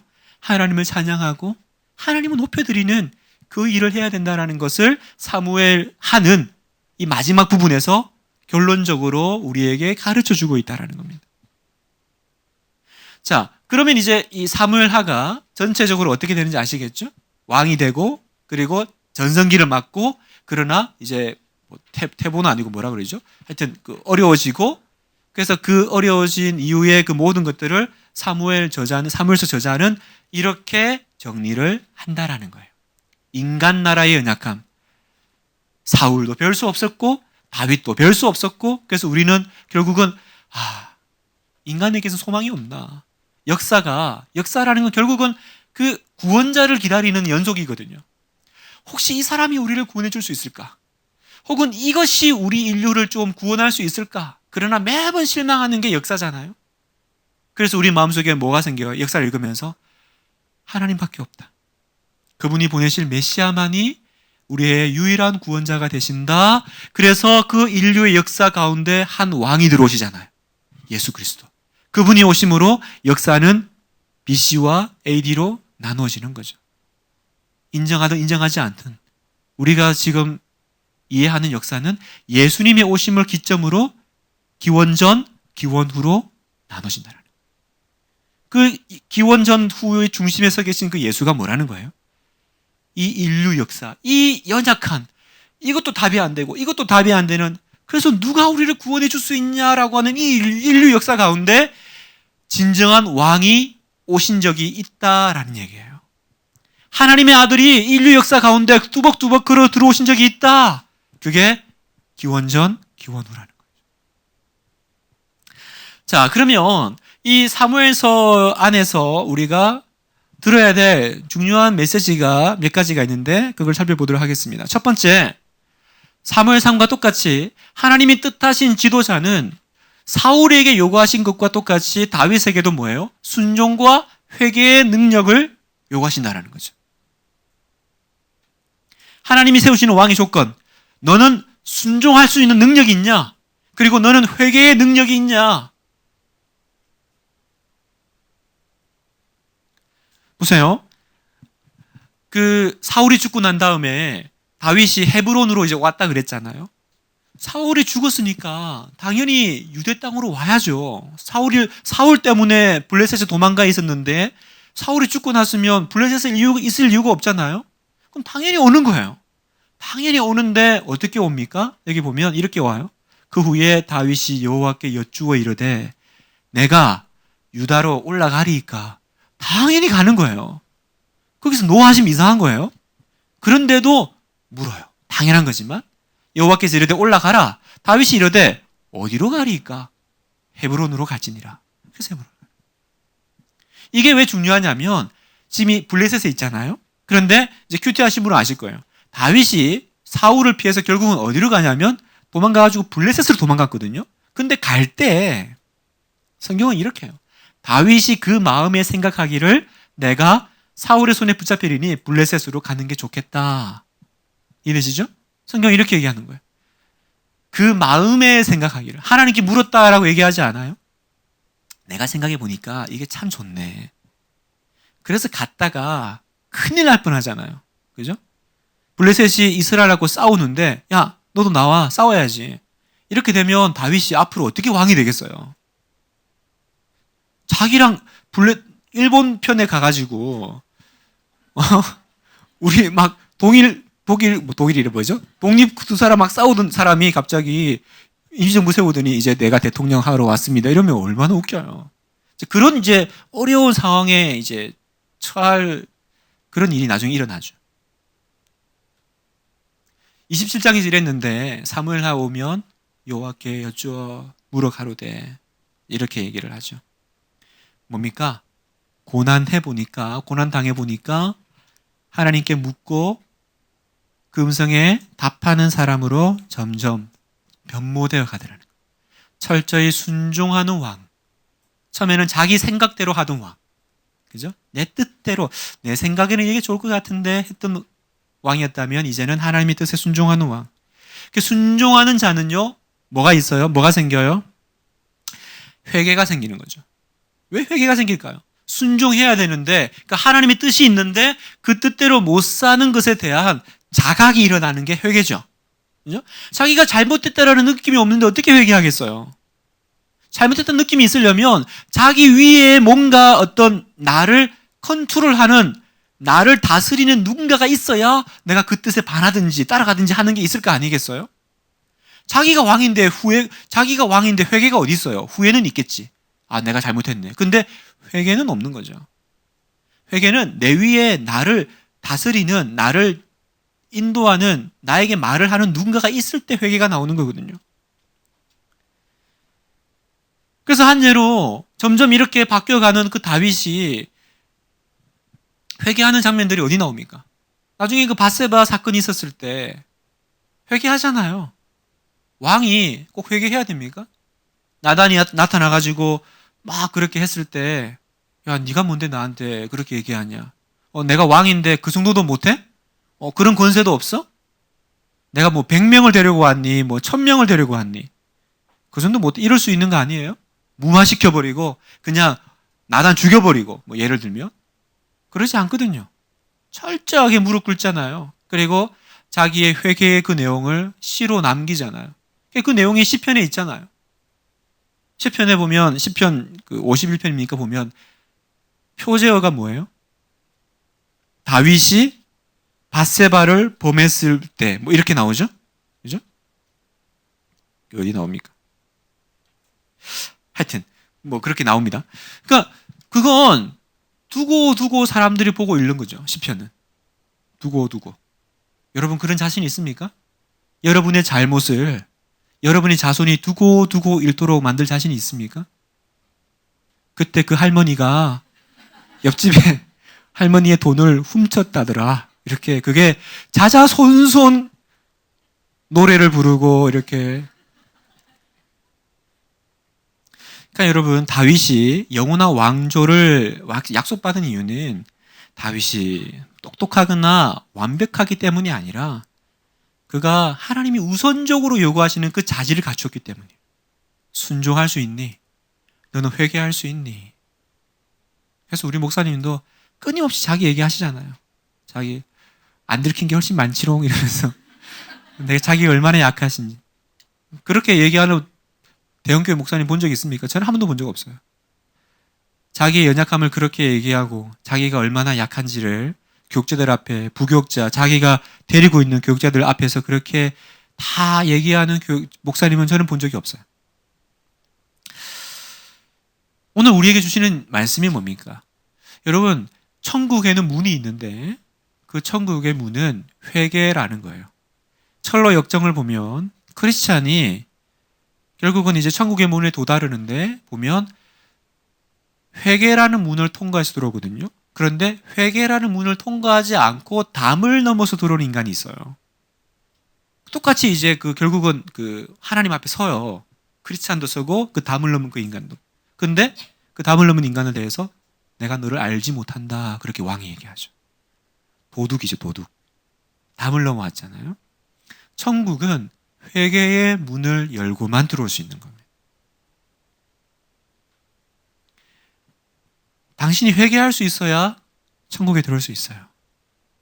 그것이 아무리 좋고 아무리 대단한 것이라 할지라도 당신의 죄가 얼마나 큰 것인지, 당신이 하나님 앞에서 어떠한 죄를 지었는지를 깨닫지 못한다면 아직도 여러분은 천국과는 좀 사실은 죄송하지만 상관이 없는 거예요.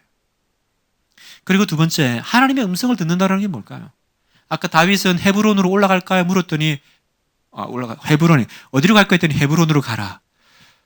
야, 그런 식이면 나도 맨날 묻겠다. 얼마나 여러분 우리가 원하는 겁니까? 하나님, 제가 이 사업을 할까요, 말까요? 그랬더니 해라. 이렇게 말하면 좋겠는데 하나님이 한 번도 그렇게 말해준 적이 없어. 항상 뭔가 구체적인 답을 요구했을 때 하나님은 이렇게 해라라고 말한 적이 없거든요. 그러니까 좀 이상하잖아요. 다윗처럼 그렇게 해주면야 나도 맨날 묻고 살겠다. 어떻게 하면 되죠? 여러분, 오늘 우리가 하나님의 음성을 듣고 하나님께 묻는다는 게 뭘까요? 여러분, 다윗의 시절은요, 성령님께서 그 안에 항상 내주하고 계시던 시대가 아니에요. 그러니까 어떤 하나님의 특별한 인도하심을 받으려면요, 그건 굉장히 대단한 거예요. 그래서 구약 성도들은요, 그 하나님의 그 영이 모든 신자들의, 모든 당신의 백성들의 그 마음속에 있는 그것을 너무너무 고대했어요. 근데 그 시대가 오순절 성령님의 오심으로 일어났죠. 그 당시에는 특별하게 어떤 선지자를 통해서 아니면 특별히 하나님께서 이렇게 응답하시면 대답하시던 시대예요. 그러니까 그때는 물어야 돼요, 진짜로. 근데 오늘은 뭐가 있어요? 뭐가 달라졌죠? 여러분 모두 마음속에 누가 계세요? 성령 하나님이 계신단 말이에요. 그러면 뭐 나단을 찾아가서 묻거나 어디 기도 영빨 좋으신 권사님에게 묻는 게 아니고 뭐 해야 돼요? 아침에 분명하게 나에게 주신 하나님의 말씀, 그죠? 그 큐티 말씀을 읽고 그리고 그 말씀을 붙잡고 내 안에 계신 성령님께 기도하시는 거예요. 그게 묻는 거예요, 여러분. 묻고 그 다음에 하나님께서 나에게 주신 그 자유의지를 가지고 내가 내 정욕과 내 욕심이 아닌 주의 나라와 그 복음을 위해서 내가 뭔가를 진행을 해나가면 그러면 그게 하나님의 음성을 듣고 하나님의 음성을 쫓아 살아가는 삶이라는 거예요. 하나님은 여러분을 로봇으로 키우지 않아요. 헤브론으로 가. 이 사업해. 하지 마. 그럼 이건 되게 좋을 것 같지만 이건 그냥 주종 관계죠. 주인이 시킨 대로 하는 종. 이게 좋아요, 여러분? 하나님은 여러분을 그렇게 키우지 않아요. 여러분 자녀가 그렇게 크기를 원치 않잖아요. 여러분이 시키는 대로만 하면요, 여러분의 아이들은 실수할 건 없겠죠. 아버지의 어떤 경험과 아버지의 어떤 지식의 한계 속에서 다 결정을 해주니까 아이가 결정하는 것보다는 훨씬 좋겠죠. 근데 그런 아들 키우고 싶으세요? 아니잖아요. 얘가 자유의지를 가지고 독립적으로 스스로 해내고 개척해 나가고, 왜? 이 아이 속에 그렇게 할 수 있는 능력이 있다고 믿는다면. 하나님이 우리에게 성령을 주셨을 때 성령 하나님 우리 속에 왜 계셔요? 사사건건 간섭하고 사사건건 밝으려고 계신 게 아니고 여러분이 그 할 수 있는 그 모든 것들을 가능하게끔 도와주려고. 그죠?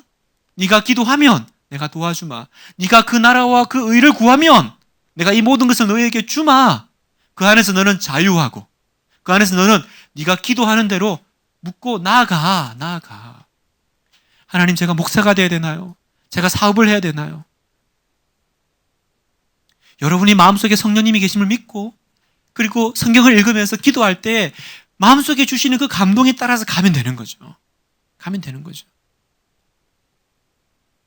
제가 목사가 될 때 하늘에서 불 떨어진 줄 아세요, 여러분? 꿈에 하나님이 나타나서 너는 목사가 되어야 된다. 안 그러면 그냥 발모가지를 이러지 않았어요. 제 마음에 결단한 거예요. 주님, 제가 주님께 그렇게 저를 드리겠습니다. 제가 주님을 위해 살겠습니다. 뭘 하면 좋을까? 기도 많이 했죠. 그리고 내가 목사가 되기로 주님 앞에 제 자신을 드렸고, 그리고 그 내적인 소명 위에 외적인 소명 받아야 되거든요, 목사는. 왜냐하면 본인 스스로 내가 목사 되겠다 이러면 안 되는 거예요. 왜냐하면 이건 이제 가르치는 은사가 있어야 되고 또 이제 내가 속해 있는 공동체가 나를 지지해 줘야 돼요. 모두가 반대하는데 제가 목사 되겠습니다. 이 사람이 올라가서 얘기하면 다 자고 무슨 말 하는지 도저히 못 알아먹겠어. 근데 자기 혼자 내적인 소명받았다고 제가 목사 이러면 안 되잖아요. 그러니까 그 주변의 공동체가 그 소명을 이제 지지를 해줘야죠. 그러려고 교회가 있는 거예요. 공동체가 있는 거예요. 그러니까 여러분, 우리는 하나님께서 자유케 하셨잖아요. 오늘날 우리가 스스로 자유된 우리가 왜 스스로 억압의 자리로 들어가서 그냥 아무것도 못하고 시키는 것만 하는 사람이 되겠어요? 중요한 건 뭐예요? 내가 오늘 아침에 성경을 펴고 내가 개인 예배자로, 그날의 정말 예배자로 주님 앞에 서서 예배의 시간을 가질 수 있다면 그게 뭐예요? 큐티잖아요. 큐티는 여러분 예배예요. 그러니까 여러분이 예배자의 시간을 가지지 않으면 여러분이 하나님의 음성을 듣고 순종하고 가는 것은 굉장히 어려워지는 거예요. 그러니까 큐티를 했다 안 했다 이러면 안 되는 거예요. 오늘 큐티 했습니까? 그 외에 뭐예요? 당신은 오늘 당신의 삶 가운데 주님께 예배 드린 시간이 있었습니까? 그 시간이 뭐예요? 내가 주님께 물었던 시간인 거예요. 내가 그분의 음성을 듣는 시간인 거예요. 그 다음에는 내가 기도하면서 하나님이 나에게 주신 그 무한한 자유를 가지고 그 아들이 아빠가 준 모든 능력을 가지고 마음껏 자기 인생을 한번 살면서 아빠에게 영광을 돌리는 것처럼. 그죠? 아빠가 얼마나 마음이 기뻐요. 내 아들입니다. 내 아들, 내 아들. 이렇게 얘기하고 다닐 거 아니에요? 하나님이 원하시는 것들이 이러한 삶이라는 거죠. 예나 지금이나. 두 번째, 명분이 수단을 정당화하지 않는다.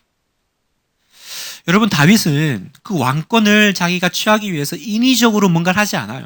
그 한 게 뭐예요? 대표적인 게 뭐예요? 사울을 죽이지 않죠. 죽일 기회가 몇 번 있지만 그건 인위적으로 자기가 뭔가 이렇게 취해버리는 거잖아요.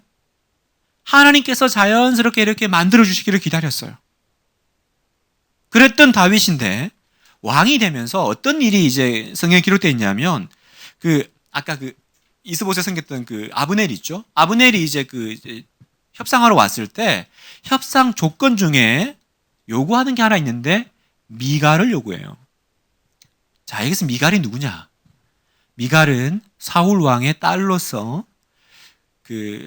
다윗이 골리앗을 죽였을 때 약속했잖아요. 딸을 주겠다. 그 딸이 미갈이에요. 근데 이제 쫓겨나면서 이제 도망치면서 미갈과 헤어졌거든요. 근데 그 미갈 다시 데려오라는 거예요. 근데 이 미갈은 사실은 이미 다른 남자의 아내가 되어 있는 상태예요. 그리고 다윗하고 미갈하고는 관계가 별로 안 좋아요. 그런데 왜 굳이 미갈 데려오라 그랬을까? 왜 그랬을까요? 정치적인 명분인 거죠.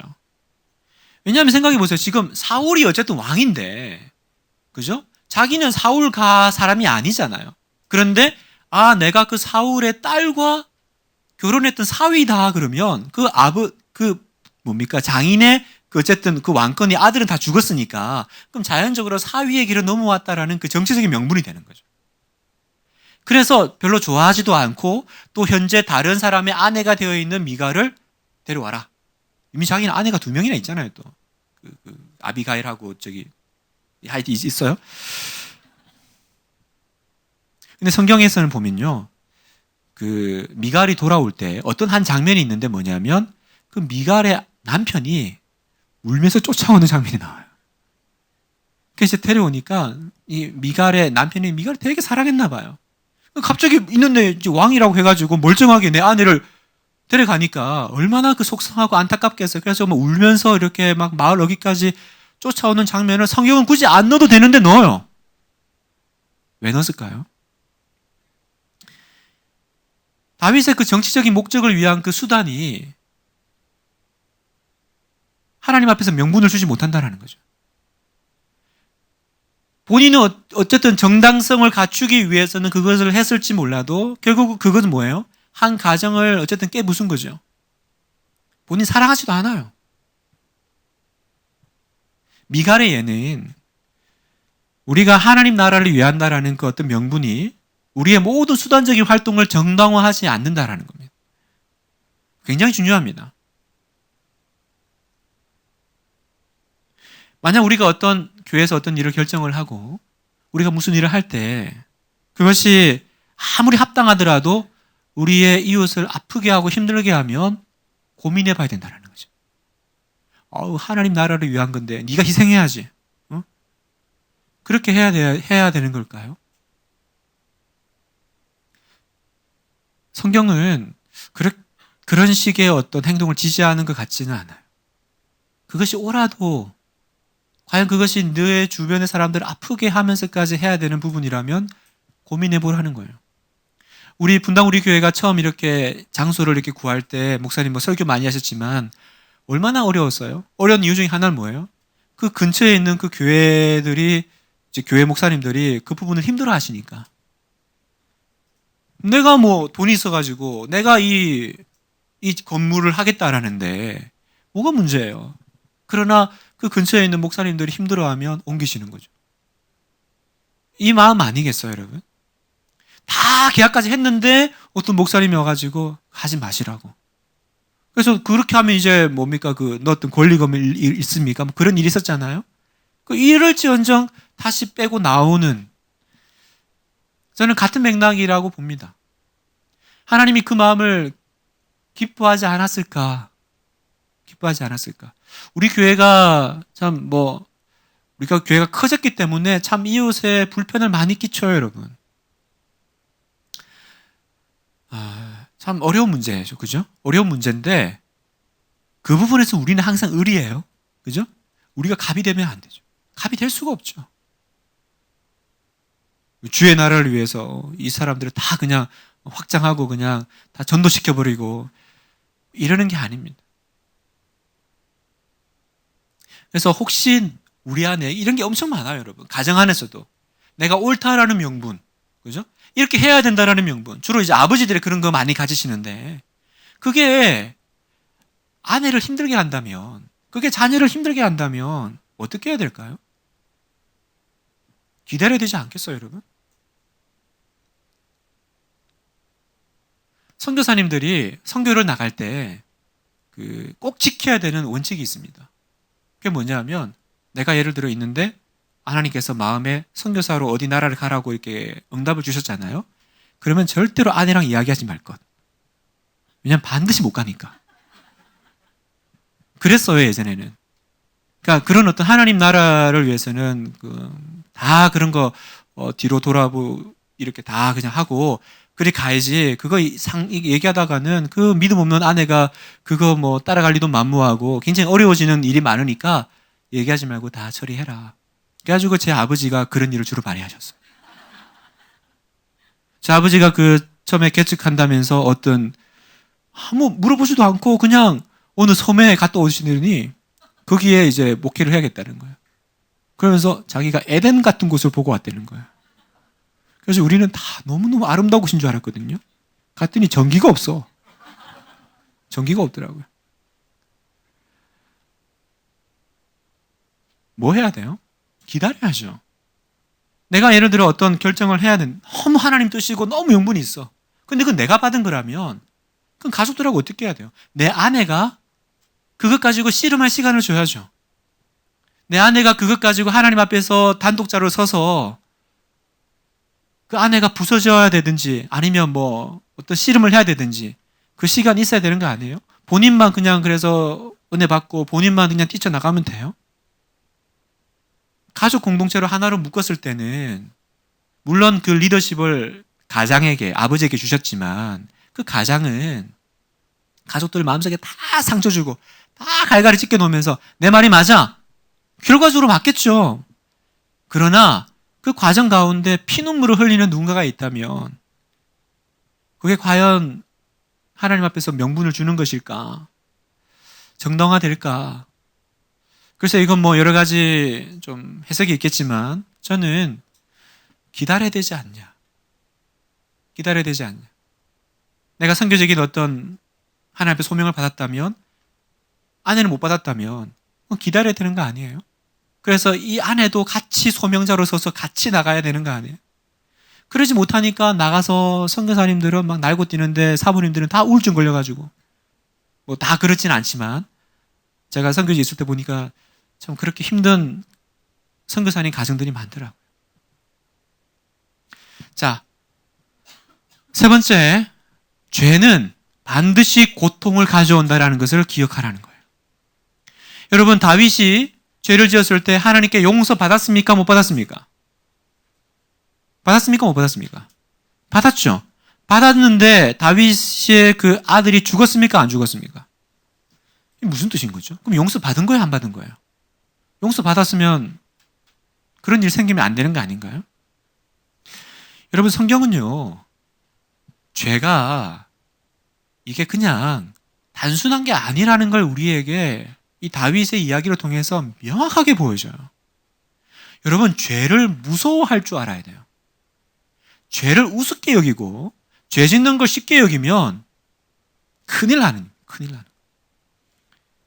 무려 아까 24장까지였잖아요. 근데 13장부터 20장까지 다윗 죄 이야기 나와요. 13, 14, 15, 16, 13, 14, 15, 16, 17, 18, 19, 20. 24장 중에 8장이 이 다윗의 이 죄 때문에 일어난 이 얘기 다 하래요. 그럼 보세요. 나단이 나타나서 다윗 네가 죄 지었잖아 라고 했을 때 다윗이 회개했죠. 그런데 그 전에 다윗은 회개하는 마음으로 살았을까요? 아닐 거예요. 자, 보세요. 밧세바를 보면서 나단이 나타났을 때가 언제냐면 다윗이 밧세바를 범하고 아이를 임신했다는 얘기를 들었을 때가 11장이거든요. 그리고 나단이 이제 12장에 와서 당신 죄를 지었다라고 얘기하는데 그 사이에 아기가 태어나요. 그러면 다윗은 이 범죄를 얼마 동안 가지고 있었다는 거죠? 거의 1년. 아기가 이제 태어날 때까지니까 1년 동안 나단이 나타나서 그 얘기를 했다라는 건 한 번도 하나님 앞에 이것 가지고 회개한 적이 없었다라는 거겠죠. 또 하나, 나단이 처음에 와가지고 다윗 왜 그런 우리아를 그렇게 살인하고 그런 일을 했습니까? 이렇게 단도직입적으로 안 물어요. 비유를 얘기하죠. 비유를 얘기합니다. 여러분 안 읽었으니까 갑자기 제가 다 아는 것처럼 얘기해서 죄송해요. 그 비유를 얘기하는데 이제 부자가 자기 집이 뭐 엄청 양 많은데 손님 오니까 그 가난한 집에 엄청 아끼는 그 암양을 뺏어가지고 그걸로 요리해가지고 손님을 대접했다라는 그 비유를 얘기해요. 누가 봐도 다윗이잖아요. 그 얘기하니까 다윗이 어떻게 해요? 화를 버럭내면서 그놈 누구냐고 데려오라고. 아주 혼쭐을. 만약에 다윗이 1년 내내 그것 때문에 생각하고 고민하고 있었다면 그 얘기하는 딱 순간 이거 내 얘기하는 거구나. 하나님 지금 내 얘기하는 거 알았을 거예요. 그런데 이 비유의 얘기는 뭐예요? 다윗이 전혀 그걸 자기 얘기라고 생각 안 한 거예요. 전혀 까마득하게. 어쩜 이럴 수 있죠, 여러분? 뭐 물건 하나 훔친 죄도 아니고 간음하고 그걸 덮기 위해서 자기 충신인 우리아를 사지로 내몰아 죽이는 그런 어떤 진짜 범죄를 저지른 건데 어쩜 이렇게 할 수 있죠? 이게 인간의 한계라는 거예요. 자, 그런데 보세요. 이 다윗이 이제 이 범죄를 했을 때 나단이 와서 이걸 조금 이제 소상하게 좀 봐야 되는데 하나님이 그냥 야, 죄 지었으니까 빨리 회개하자 이러지 않아요. 성경에 보면요. 조목조목 따집니다. 조목조목. 자, 보세요. 먼저 하나님이 네가 어떤 복을 받았는지를 다 얘기해 줍니다. 이스라엘 한 여호와께서 이처럼 이르시기를 내가 너를 이스라엘 왕으로 기름 붓기 위하여, 그러니까 왕 삼기 위해서 너 목동으로 이렇게 목장했을 때 내가 너 기름 부어줬지. 두 번째 복, 너를 사울의 손에서 구원하고. 세 번째, 내 주인의 집을 내게 줬고. 네 번째, 내 주인의 아내들을 내 품에 주었고. 다섯 번째, 이스라엘을 내게 맡겼고. 여섯 번째, 유다 족속을 내게 맡겼고. 이스라엘은 이제 북이스라엘이죠. 그 유다 지파 밖에 이제. 만일 그것이 부족하였으면 내가 이것저것을 더 주었으리라. 하나님이 다윗에게 내가 너에게 어떤 것들을 줬는지 하나하나 다 얘기하시죠. 하나님이 여러분에게도 똑같이 지금 얘기하세요. 내가 너에게 어떤 복을 줬는지 지금 여러분에게 하나하나 다윗에게 말씀하신 것처럼 다 얘기해요. 다윗은 이 얘기를 들었을 때 비로소 아차 하는 거죠. 그리고 자기를 바라보고 계셨던 하나님의 눈을 직시하게 되죠. 그전까지는 아마 애써 처음에는 좀 괴로웠지만 에이 이렇게 그런 거 있잖아요. 그러다가 점점 무뎌지고 잊혀지고 그냥 기억에서 까마득하게 사라진 그 일이 돼버린 거죠. 그래서 반복적으로 고의적으로 그렇게 무시하다 보니까 저절로 하나님께 등 돌리게 되는. 여러분 사람이요 죄를 지으면요 하나님께 나아가든지 아니면 등 돌리든지 두 가지 중에 하나는 반드시 해요. 근데 주로 등을 돌리죠. 합리화를 시작합니다. 자, 그랬더니 하나님이 네가 무슨 짓을 했는지 내가 말해주마. 어찌하여 네가 여호와의 말씀을 업신여기고 나보기에 악을 행하였느냐. 나보기에 악을 행했느냐. 두 번째, 칼로 햇사람 우리아를 치되 암몬 자손의 칼로 죽이고 네 손으로도 죽이지 않고. 하나님이 지금 하나하나, 여러분 굉장히 무섭죠? 그 철을 빼앗아 네 아내로 삼았도다. 이제 네가 나를 업신여기고 그래서 햇사람 우리아 아내를 빼앗아 내 아내로 삼았은즉 너는 했죠?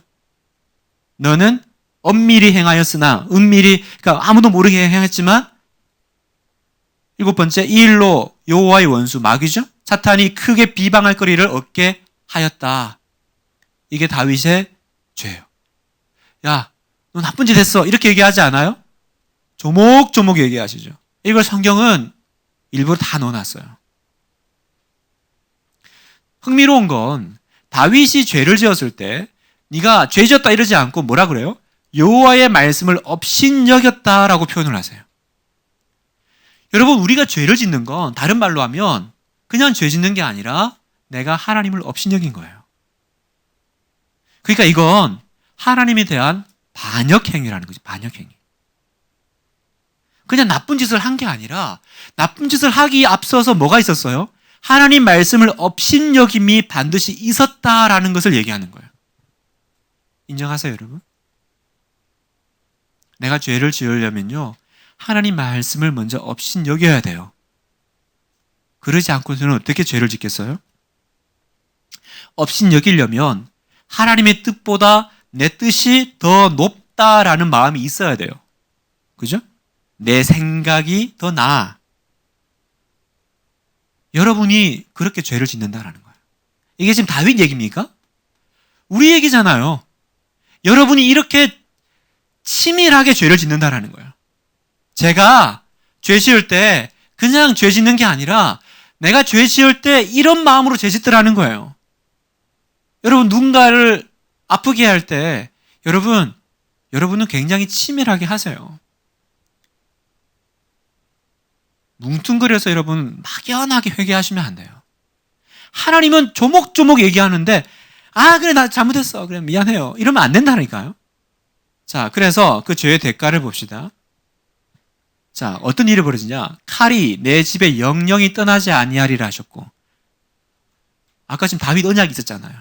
영영이 내가 잃어버리지 않겠는데 지금 그게 지금 무효화되는 느낌이 들죠? 두 번째, 내가 너와 내 집에 재앙을 일으키고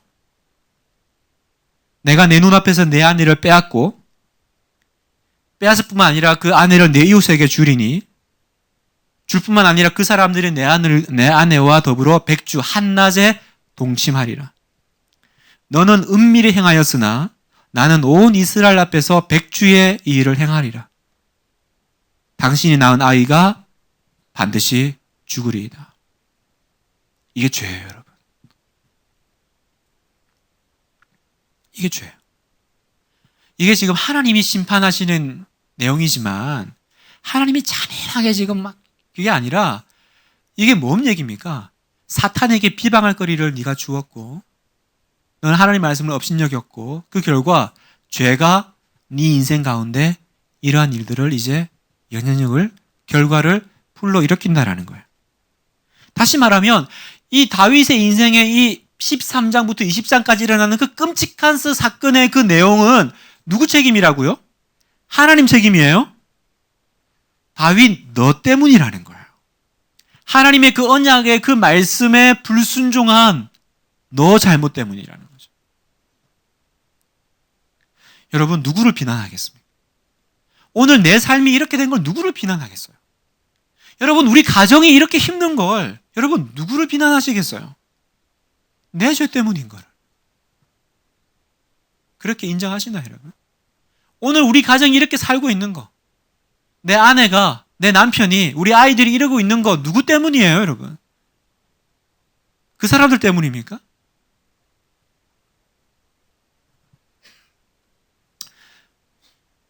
부흥은 회개에서부터 시작되는 겁니다. 천국은 회개에서부터 시작되는 거예요. 오늘 우리가 이 시간 내가 내 죄를 자복해야 될 이유를 찾았어요. 여러분, 막연하게 회개하시면 안 돼요. 하나님이 여러분 앞에 선명하게 다 보여주시잖아요. 그걸 여러분 뭉뚱그려서 얘기하시면 안 돼요. 하나하나 주님 앞에 정말 정확하게 얘기하셔야 돼요. 본인의 입술로 내가 주님의 그 마음을 짓밟았고, 내가 당신의 마음을 아프게 했고, 내 죄가 당신의 마음에 피눈물을 흘리게 했습니다. 그걸 여러분이 고백하셔야 돼요. 여러분의 죄가 얼마나 심각한지 깨닫지 못하면 우리 인생에 부흥은 없어요. 목사님의 부흥의 설교를 아무리 들어도 우리 인생에 이 명확한 회개의 시간을 통과하지 않으면 우리는 부흥이 없어요, 여러분. 저는 오늘 큐티 강좌지만 여러분에게 정말 하나 짚고 넘어가고 싶은 게 있습니다. 이 가운데 하나님 앞에 회개해야 될 것이 있는 사람은 주님 앞에 나오셔야 돼요.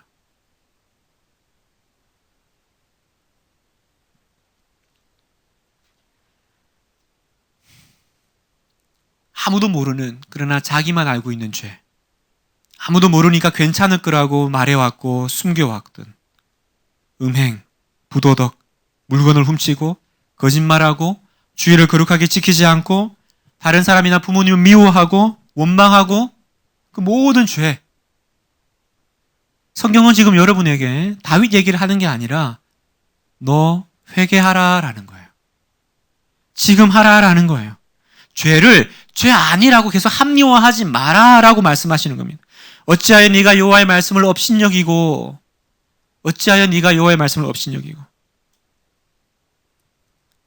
그 죄에 대해서 자백하고 주님의 능력으로 자유함을 얻으시기를 축복합니다.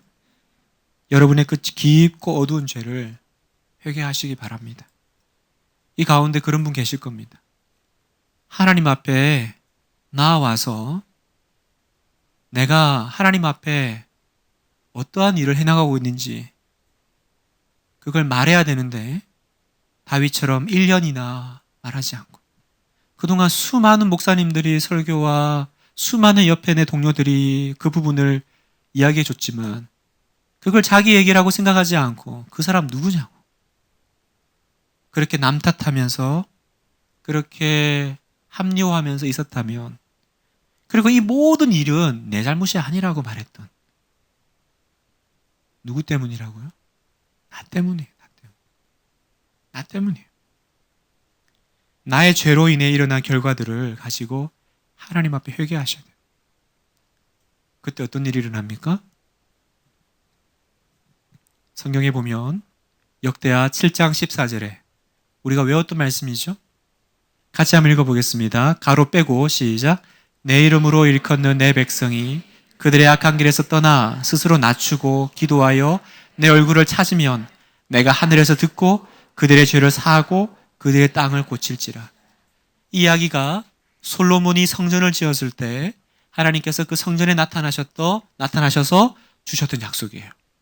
뭘 얘기하십니까? 세 가지를 약속하십니다. 네 기도를 들어주마. 죄를 사해주마. 네가 서 있는 땅을 고쳐주마. 그럼 이것을 하기 위해서 해야 될 필수 조건 세 가지가 있습니다. 뭡니까? 내 백성, 하나님의 백성이 악한 길에서 떠나고 먼저 스스로 낮추고 기도하고 그리고 내 얼굴을 구하면, 그죠? 만약 네가 악한 길에서 지금 떠나, 그 길에 있으면서 얘기하는 게 아니에요. 그 길에서 나와, 떠나, 그리고 너를 낮추고 네 마음을 낮추고 울면서 내 얼굴을 구하면 어떻게 하신다고요? 그리하면 내가 듣고 네 죄를 사하고 네 땅을 고쳐주마. 다시 말하면 부흥은 하나님께 있긴 하지만 그 부흥은 사실은 누구 때문이에요? 나 때문이라는 거예요. 나 때문에. 오늘 이 땅에 부흥이 일어나지 않는 것, 우리 가정에 부흥이 일어나지 않는 것, 내 인생에 부흥이 일어나지 않는 것, 뭐 때문이에요? 이 조건들이 갖추어지지 않으니까. 이 조건들이 갖추어지지 않으니까.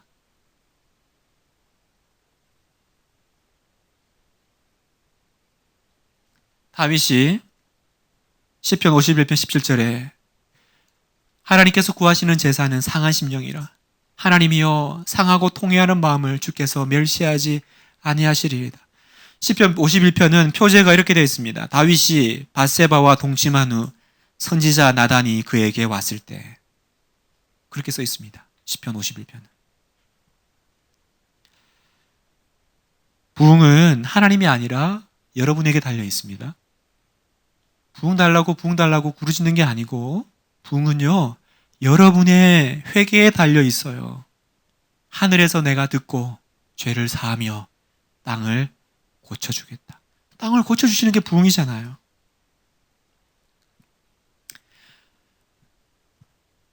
마지막으로 정리를 합니다. 그래서 이제 우리는 다윗보다 더 큰 왕의 통치를 소망합니다. 사무엘하는 절대로 다윗을 이상적으로 그리지 않습니다. 다윗 왕정의 한계를 계속 보여줍니다. 그러므로 그렇게 함으로써 그 다윗 가운데서 소망되어지는 그 메시아의 그림자 역할을 다윗은 충실하게 하고, 그 다윗을 보면서 우리 안에 오실 메시아를 고대하게 합니다. 그래서 우리의 소망은 뭐예요? 이 인간 왕, 뭔가 다윗 같은 또 좋은 어떤 인간이 나타나서 우리를 구원해 주는 게 아니라 누가 와셔야 돼요? 예수 그리스도, 메시아를 고대하면서 이 역사서를 읽어나가는. 그래서 이 구약의 성도들이 이 지긋지긋한 죄, 이 지긋지긋한 이 인간의 한계 속에서 얼마나 우리가 오늘 살아가는 이 시대를, 이 성령의 은혜를, 이 주시는 예수 그리스도를 기다렸는지. 그래서 예수님은 그러시잖아요. 그 구약의 성도들이 나 보기를 고대했다라고. 그죠? 나 보기를 고대했다. 여러분, 아까 읽었던 역대하 7장 14절을 그 이후에 이렇게 얘기하세요. 이제 이곳에서 하는 기도에 내가 눈을 들고 귀를 기울이리니. 성전이죠. 아까 그 약속해 준 다음에 하나님께서 이렇게 약속하시는 거예요. 덧붙여서 여기서 하는 기도에 내가 눈을 들고 귀를 기울이리니 이는 내가 이 성전을 택하고 거룩하게 하여 내 이름을 여기에 영원히 있게 하였음이니라. 내 눈과 내 마음이 항상 여기에 있느니라. 그러니까 네가 이제 힘들고 어렵고 죄 지을 때 이 성전에 와서, 여기 와서 기도하면 내가 약속하건대 네가 그 필수 조건들을 여기서 와서 기도하고 이행하면 내가 듣고 죄를 사하고 땅을 고쳐주마. 이 성전에 내 마음과 내 눈이 있고 내가 내 이름을 여기 영원히 뒀다 얘기하시죠. 예수님이 신약에서 요한복음 2장 이렇게 얘기하세요. 예수께서 대답하여 이르시되 너희가 이 성전을 헐라 내가 사흘 동안 일으키리라. 유대인들이 이르되 이 성전은 46년 동안 지었거늘 네가 3일 동안에 일으키겠느냐 하더라. 그러나 예수는 성전된 자기 육체를 가리켜 말씀하신 것이라. 다시 말하면 이 성전이 누구세요? 예수 그리스도. 우리가 기도할 때 예수님의 이름으로 기도합니다. 아멘이시죠? 예수님의 이름으로 기도할 때 이곳에서 내가 듣고 귀를 기울이리니. 함께 기도하겠습니다.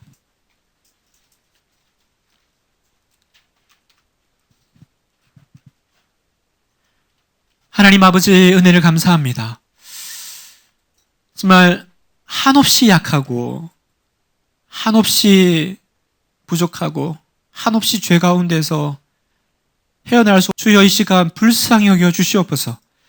하나님, 우리의 마음이 이 사무엘하를 읽으면서 다윗이 아닌 예수 그리스도를 향하게 하여 주시옵소서. 하나님, 다윗의 연약함이 나의 연약함입니다. 하나님, 그 하나님의 마음에 합당했던 그 다윗이 어쩌면 그렇게 그 길로 갈 수 있었습니까? 하나님, 그것이 나의 죄입니다. 어제 그렇게 좋았는데, 어제 그렇게 은혜 가득했는데, 오늘 내가 정말 어떻게 이런 일을 할 수 있는지, 내가 어떻게 이런 상태에 빠질 수 있는지 이해하기도 어려운 일들이 내 삶 가운데 일어나고 있습니다. 그러나 주여, 예수님의 이름으로 기도하면 주님이 들으시고 내 죄를 사하시고 내 땅을 고쳐주실 것을 믿습니다.